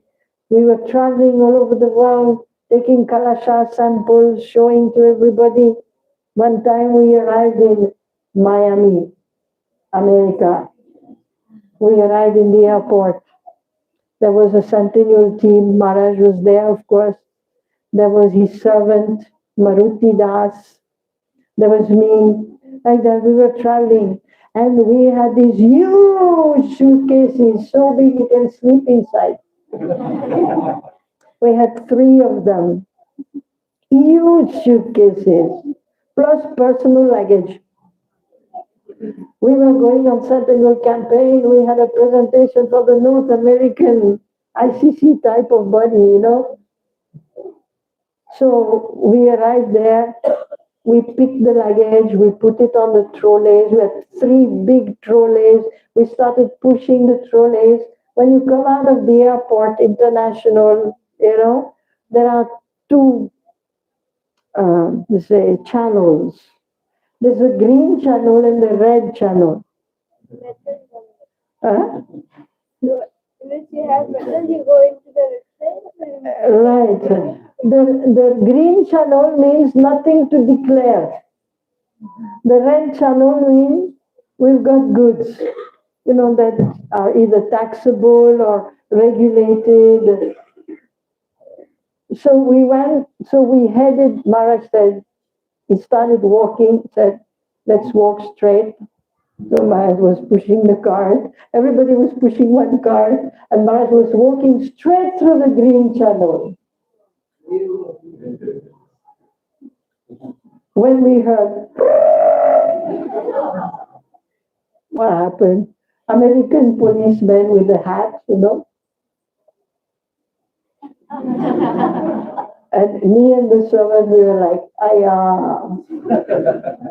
we're in jail.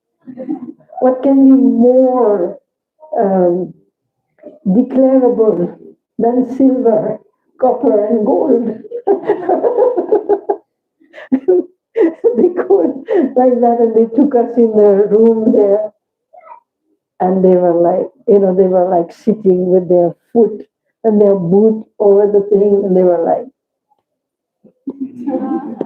with their hat, and we were like, oh my God, I'm ready to faint. If I tell this to my mother, she will say. And they were looking at the suitcase, and they were like, what's inside? And Maharaj, who was the only one who was very composed, he said, publications.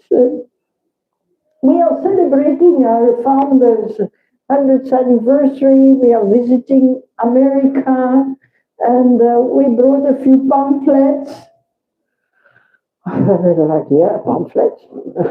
So the point is, we had packed the suitcase. One suitcase had Maharaj's personal clothes and some papers and stuff. Big suitcase, which he always traveled with.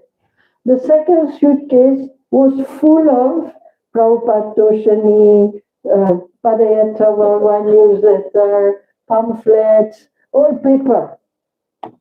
And the third one was full of kalashas. Now,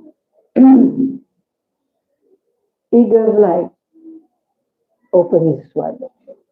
They were all black, and we didn't know which one was which by then. And they got like, open this one. So what happened is that in the airport, when the luggage goes around on the luggage belt, they actually had a weighing machine under there. So they see on their screen there, when there is a heavy thing, they check the luggage. So when the thing passed there, they picked the heaviest one. And they said, open this one.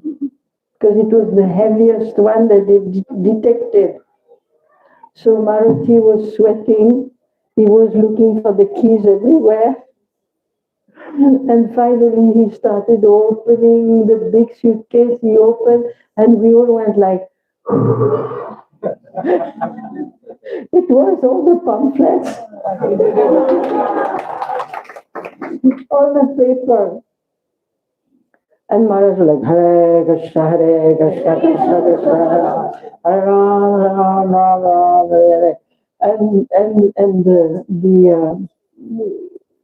policeman, a little bit disgusted, he said, I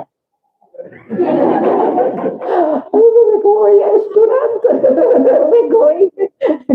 So we pushed the carts, you know, and I was like, don't look back. So we came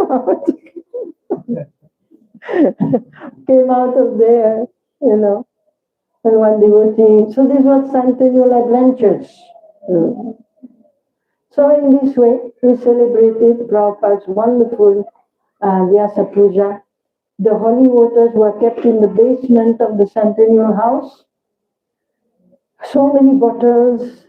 We made like a shelf all around. There was a big room and so many bottles, so many bottles, so many bottles. Anyone who came in that room felt like Dandavat. There was such a thick atmosphere. One night I had a dream. I was sleeping and I woke up because I had this dream. It woke me up. I dreamed. And so far we were saying, put the water in the basement.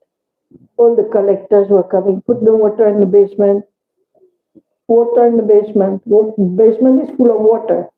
Just put the water in the basement. Everybody was talking of water, water, water, holy water, Saraswati Pujal, holy water, water.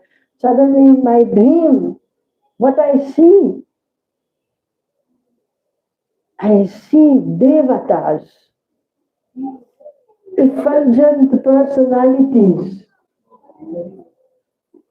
And I wake up understanding, wow, it's not just water. The devatas and the devis presiding over the tirthas.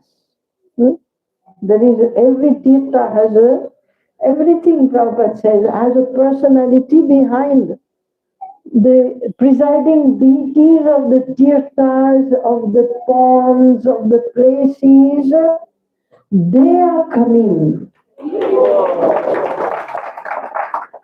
They are coming to honor Prabhupada in the form of water. We think it's water, but it's actually the personalities of those places who are coming to bathe Prabhupada, to honor him. It was amazing to think that, you know. So the next morning, not that is when I got up in the morning, I went to Maharaj, early morning, I went to Maharaj's room and said, I want to see Maharaj. I came in front of Maharaj and said, Maharaj, it's not water, it's people. They are coming to celebrate Prabhupada's celebration in Maharashtra. Yes. That was amazing. When we had the Vyasa Puja in Kolkata, and then we had to dispatch this water all over the world. That was also difficult because you cannot just send anything through the customs. So we mixed that water with Ganga water, and we also had to filter it, and that we had to bottle it, we had to label it. It had to be approved as safe water, mineral type of water. There was so much work which was done by Sankirtan Das. And we exported the water. And then all over the world, on that day of Vyasa Puja, Prabhupada not only was bathed with 1008 waters in Calcutta, but at the same time all over the world.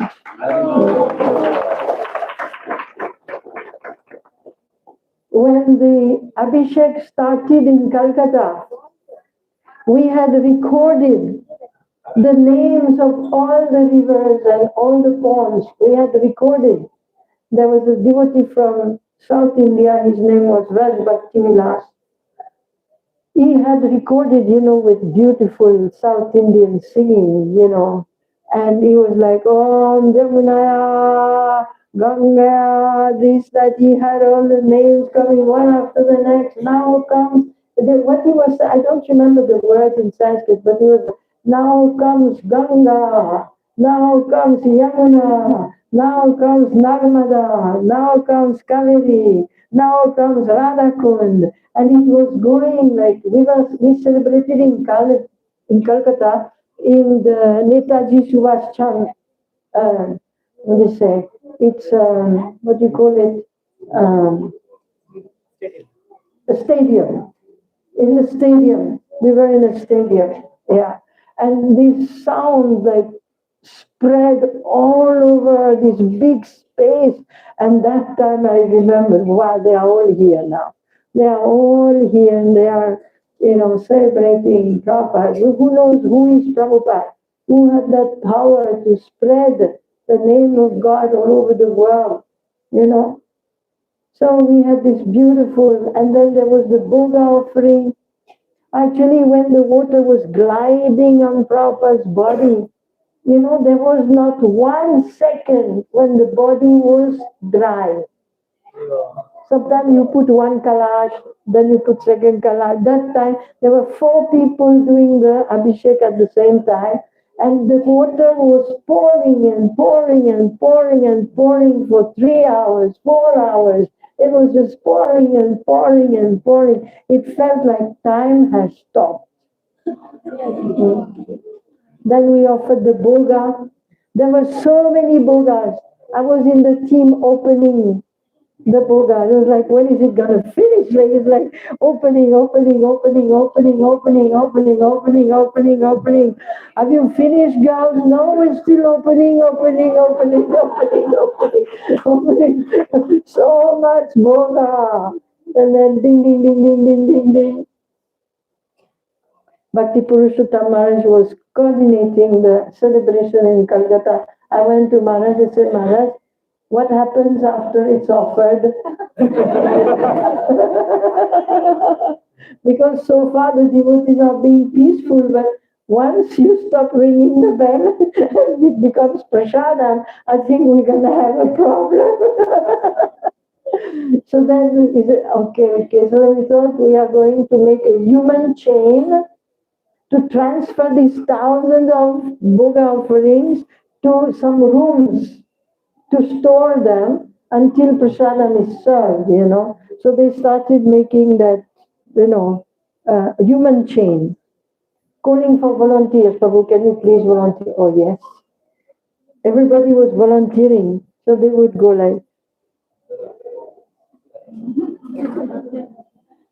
they would do this a few times and then they would go like,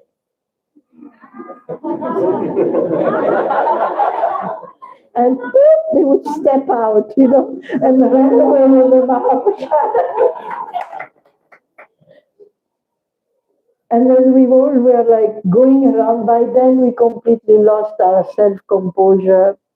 We drank. I remember that day we found the Charanamrita, which was in big drums behind the stage. I drank 3 liters.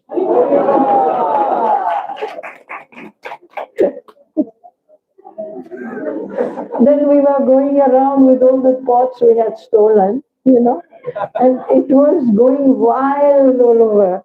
People were eating, and they were eating in other spots, this spot, that spot, everywhere. They were all eating the Mahaprasada.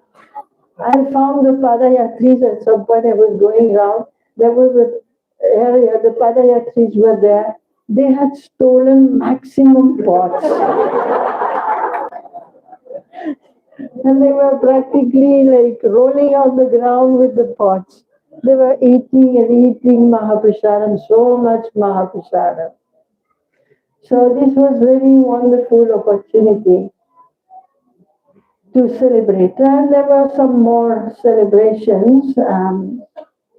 There was also a scientific conference that was held in the 1997. I think there was also the opening of the Radha Parthasati temple, which now there are so many temples in India, but this was the first big one that was opened in Delhi by Gopal Krishna Maharaj. It's very beautiful. So many celebrations all over the world, and this united all the devotees of ISKCON. So we are still remembering this celebration. There was a motto. You know what is a motto? Is a phrase that you use for the event to signify what it is. And the motto was Sanskrit. And it said, Na bhuto, na bhavishyati. Such event has never been seen before, and it will never come again. It was a once in a lifetime to celebrate the appearance of Srila Prabhupada. Of course, in the future, we can celebrate 200, 300, 500, 1000. Devotees will get more opportunities, but it's good to, Maharaj wants to write a book and document this centennial because to serve as a foundation, because when we come to 200 years, people will have forgotten how this was celebrated, how grand it was, how beautiful it was, you know. Hari Hari Bol!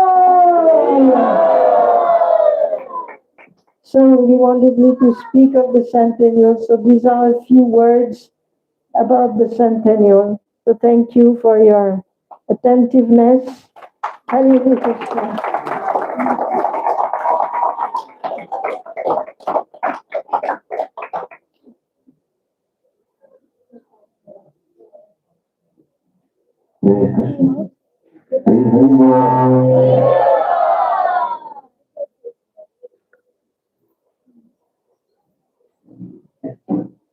Thank you so much, Mataji. So we feel that in ISKCON Kerala we are having ISKCON Prabhupada Centennial program. The way we explain, we like to imagine and picturize in our mind. We are seeing Prabhupada Centennial program in ISKCON Kerala from second floor. Anybody having any questions? One or two questions we can.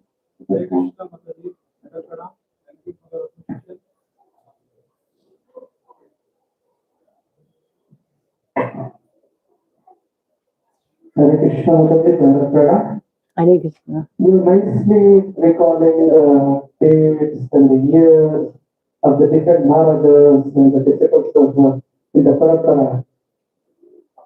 As a devotee, 1 week back activities they are not remembering. How you are remembering, how you are sharing. What is the secret we should learn at Ara?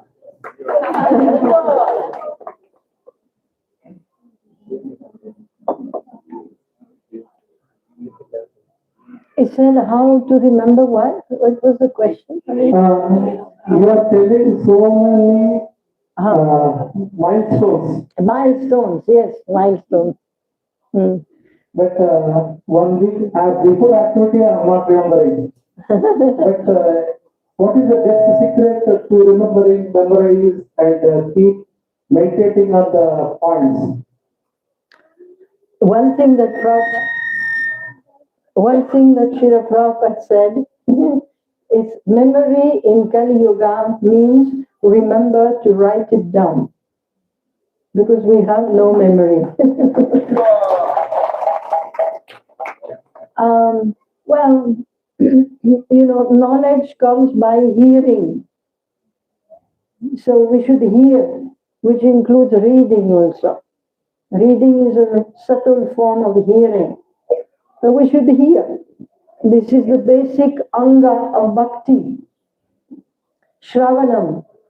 And Prabhupada also said, because devotees, they asked this question to Prabhupada. That Prabhupada, I read, but I forgot. So Prabhupada said, read again.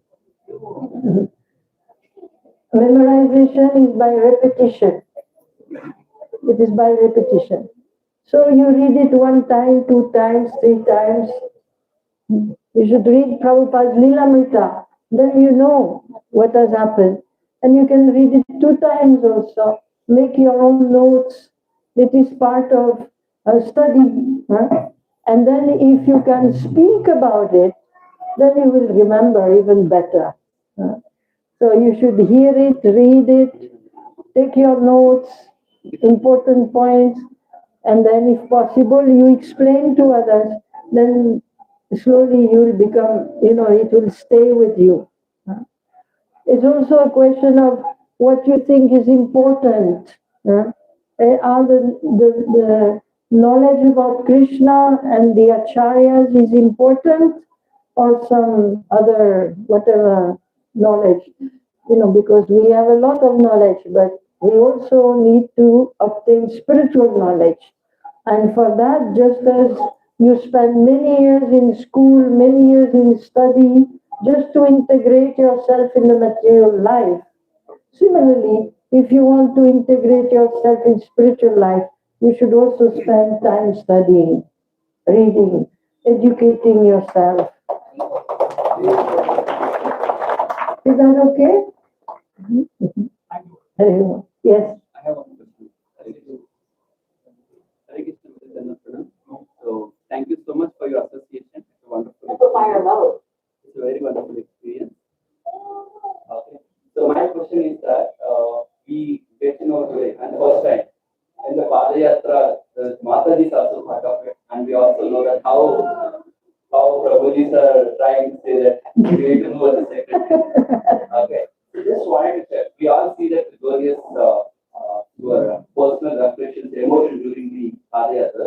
As a Mataji, as a woman, when you are doing Padayatra, there could be some kind of challenges you might have encountered. So how do you tackle that? This will also help for us know about Mataji. Now today, Prabhuji is facing these challenges. So as a woman, what kind of typical challenge you face and how did you overcome that? Yeah, being a Padayatri. Of course, it takes, you have to have a strong determination, whether you're a man or woman, you have to have a strong determination to be on Padayatra. You have to like walking, preferably. The biggest challenge for me was bathing. Oh, That was taking bath was the biggest challenge because, all the Padayatris in public lights, at the pool, everywhere in the river, they were all taking baths so happily. But for me it was different because being in a female body, that too Videsh body, as soon as I would take up my toothpaste and toothbrush, 50 people will assemble around looking. So there was no question of taking bath in the public, So that was difficult, always, every day. Morning time, I had to take bath. Morning time, everything is dark. We used to get up very early, 3 o'clock, 3:30 in the morning. So my duty in the morning was to wake up before the Padayatris. Before they wake up, I have to wake up and finish my bath. And that means the day before, I have to get the bucket, I have to save the water, cover the bucket, and I have to figure where is the place. The night before. And which sometimes would just be behind the cart somewhere, They're all sleeping. I'm taking bath. So the morning bath was kind of easy. But then the afternoon bath, that was more complicated. Because that time, bathrooms were very rare. And the places where we stayed, they had no bathrooms at all. It was not there. So it was always kind of, So I would search for a place. I would go. Sometimes I would ask in a house. Sometimes we would be accommodated every day in a different place. So sometime by good fortune, we would end up in a house. So that day was good. In the house there is bathroom somewhere, But other days I had to find a place, some hidden place somewhere, or I have to wait, until others are finished, and then I go.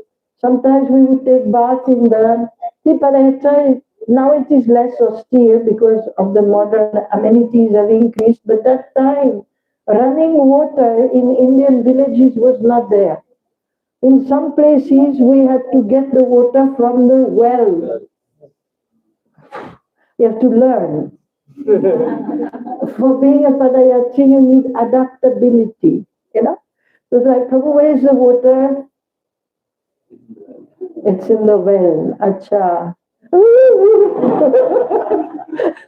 In Rajasthan, big well, there is no protection, nothing. There's just a big hole, and like, and they don't even have anything that you can pull it on. Sometimes you just have to throw the bucket inside. And then and if you are not very expert, by the time your bucket comes back, there's this much inside. So you have to learn how to pull the bucket. How to pull the bucket nicely so that the water is actually stays inside. Another place when there was a pond and all that was easy. Everybody, you take bath in the pond, in the river, but they always have to be a little, discreet. And then there was the irrigation pumps, in some places there was no pond, no water, no well, nothing. So that day the only hope was, then you hear there is a irrigation pump. So you take your bucket, your clothes, everything, and you walk. Imagine you already walked 25 in the morning. Now you have to walk 2 kilometers through the fields to find the irrigation pump. By the time I reach there, all the boys are already there. So I wait until they finish and then I do my bathing, I do business. That was for me the biggest challenge, to always find a place where to take bath.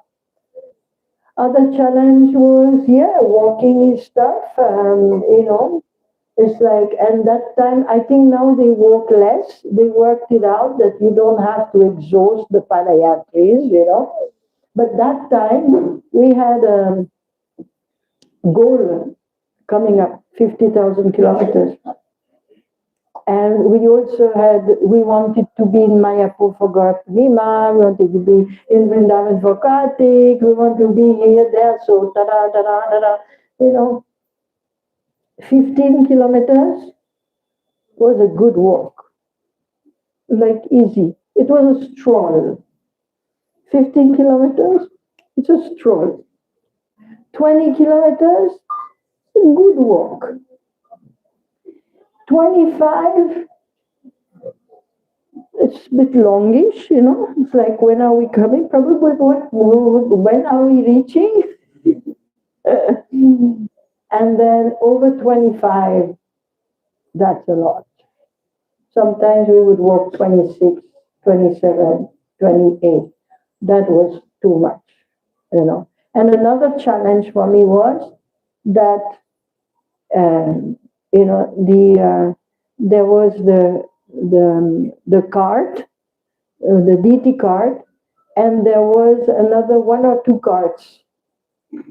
So on each cart, somebody's sitting there and driving the bulls. And so those boys who get tired now, they jump on the cart, but not me. That was second challenge. But I never get to sit on the cart because he's a brahmachari. I'm not going to sit next to him, right? So that was the second challenge. You have to walk all the kilometers. And that was tough. These were 2 challenges, but the main was this bathing because it would take time, And one time I found a place to take bath. It was like, I don't know, some kind of, maybe under some stairs or something, some cupboard at the back of a building. So I opened the door and said, wow, there was some kind of empty space there. And there was a door inside, but so I went inside with my bucket and was happily, and then I hear some voices talking loud, and there was some talking, and so I see there was a door. So I looked through the door. Oops, this was the Padayatri's room. The Padayatris were staying in that room, and the leader there, he was talking with Maharaj. Maharaj was visiting, so they were having a conversation. And the leader was saying, who does she think she is? Guess he was talking about whom. He was actually Jai Vijay Prabhu. He was the leader of the Padayatra. And I had been given the service of compiling the Padayatra newsletter. I was publishing the Padayatra newsletter. I would stay on Padayatra for like 2 months, and then I would jump on a bus, get to the nearest train station, get on the train unreserved, go to Delhi, and I would type everything, publish everything. And Jai Vijay, he was the main contributor. He was a prolific writer. He would just write pages and pages and pages and pages and pages. Was many, we were publishing his articles, you know. I used to take pictures on the Padayatra, and I was also writing sometimes. I was interviewing people. I was collecting stories. I was, you know, and Jai Vijay was like main contributor. But his writing style, he was American, so he was writing in English, but he was writing very long sentences, like full paragraph, no full stop, only one at the end. And I was not, English is not my mother tongue. It was his. And Maharaj told me, cut. Because Maharaj knew about this, that he writes very long sentences. So Maharaj was telling me, you know, I don't want any mistakes in the newsletter, and also these sentences are too long. Cut. So Prashantha was very religiously editing Jai Vijay's writing. He didn't like. At all. He didn't like it. And that day I was looking through the hole and I see, who does she think she is? You know, she's French and she's editing my writings. So that afternoon, I remember, I became upset. You know, why is he saying like this? Like I'm, you know, on the order of Maharaj, I'm trying my best to edit the writing, and he's, you know, and I had lots of appreciation for Jai Vijay, and he was so upset with me. So what I did after finishing my business, I just went into the forest. There was a forest. I went there, and you know what girls do? For some time. Then I was chanting, Hare Krishna, Hare Krishna, Hare Krishna, Rama Rama, Rama. So in the afternoon when there was prasadam, they didn't see Prashantha. she didn't go for the prasadam. She was too upset. So then, you know, I heard they were like searching. I could see from the distance. They went to the rooms. They asked here, there, no Prashantha. Then finally there was one Padayatri that I knew since long time. We were in the same temple when we were in Greece. He found me. He spotted me somewhere. So then he came. It was like 5, 6, 7 o'clock in the evening. It was starting sunset. He came and he brought me. He said, Maharaj sent you a cake. Because by then they understood something is wrong. So this family, Maharaj had come from Mayapur and he had brought one Mahaprasharam cake for all the Padayatris. So he came with the cake. He said, Maharaj sent you a cake. You didn't come for lunch. Everybody is wondering where you are. And I was like, Maharaj sent a cake. I don't want. So he forcefully gave me the cake and I gave it to the pig. I was so upset. I didn't go for the evening aarti. I waited until it was fully night and then I went to the room and I slept. And the next morning I woke up and I waited until everybody left. The cart left, the trucks left, everything left. Then I thought I will walk in the back. I was upset. But you know, it was difficult to walk in the back because Jai Vijay, He was always the last one. He used to walk sometime 1 kilometer behind, fingering his japa all day. He would never speak. He would always chant Mansik Japa. 1 kilometer behind the car. So that day, there was the elephant, Lakshmi. There was the elephant, there was the kirtan party, there was the deity cart, then there was the books cart, then there was the saman cart. Then 1 kilometer after that, there was Jai Vijay. And after that, there was Prashantha. And everybody was looking, where is Prashantha? And so at some point they understood, because from time to time, the Padayatra stops to make announcements when there is village, a gathering of people. So when the Padayatra stopped, Jai Vijay would get closer. So I would also get closer. And then they understood that, okay, she's there. So Maharaj called, what's happening? So I remember the Padayatra started, and at the back there was Maharaj. On one side there was Prashantha, on one side there was Jai Vijay. And Maharaj said, what's going on? And I said, but he said, this is about me. And the Jai Vijay said, you deserve it. Maharaj was in the middle, and they were like, the two were fighting, cooling us down, So somehow, these were Padayatra stories.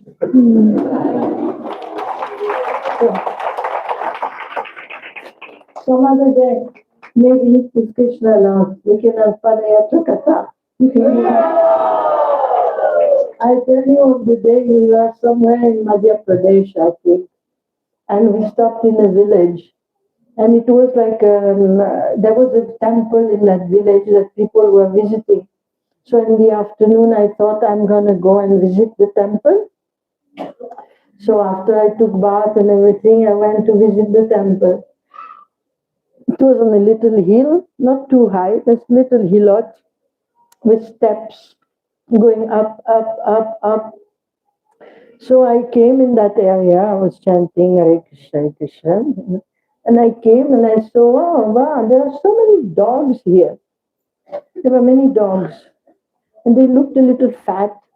There are so many dogs. So I started walking up the steps and I saw there was a dog. Oh! Okay. Then another dog and another dog. Then I started telling some dogs, they had some kumkum on the forehead, some red, some yellow, something. I was like, wow, and they all looked like kind of fat. And some of them, you could see that they had too much to eat. People would feed them, they would give them food, and some of them was like sitting with the nose next to the food, lying. Like they couldn't eat anymore. It's like, wow, that's bizarre. I've never seen anything like that. Then when I arrived just to enter the temple, there is a step to enter the temple. There was a big dog. He was lying right in the middle on the step. In any temple in India, they will kick him. They'll say to the dog, if you get out of here, it's a temple. But here the people were like, they were walking around the dog, this side, that side, very respectfully. It's very bizarre. This is really bizarre. But anyway, let's follow the local custom.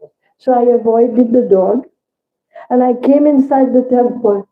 And the way the temple was, it was like a side entrance. And there was a kind of a corridor. Then there was a temple hall, and you had to go around to see the altar.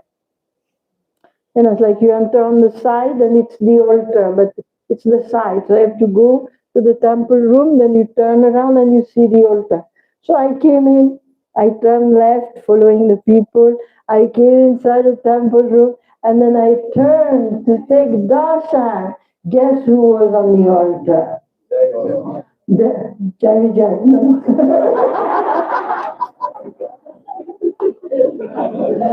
There was a huge dog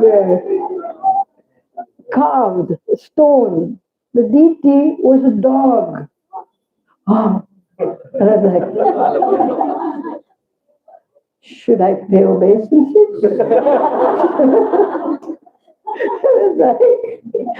Should I offer my pranam? Because all the people were like, namaskar, namaskar, lying on the ground. I said, should I pay obeisance? It's a dog. Like, how can a dog be on the altar? Like, what's that, Oh. And then I asked around, it's like, ye kaun hai? And he's like, Kal Bhairav.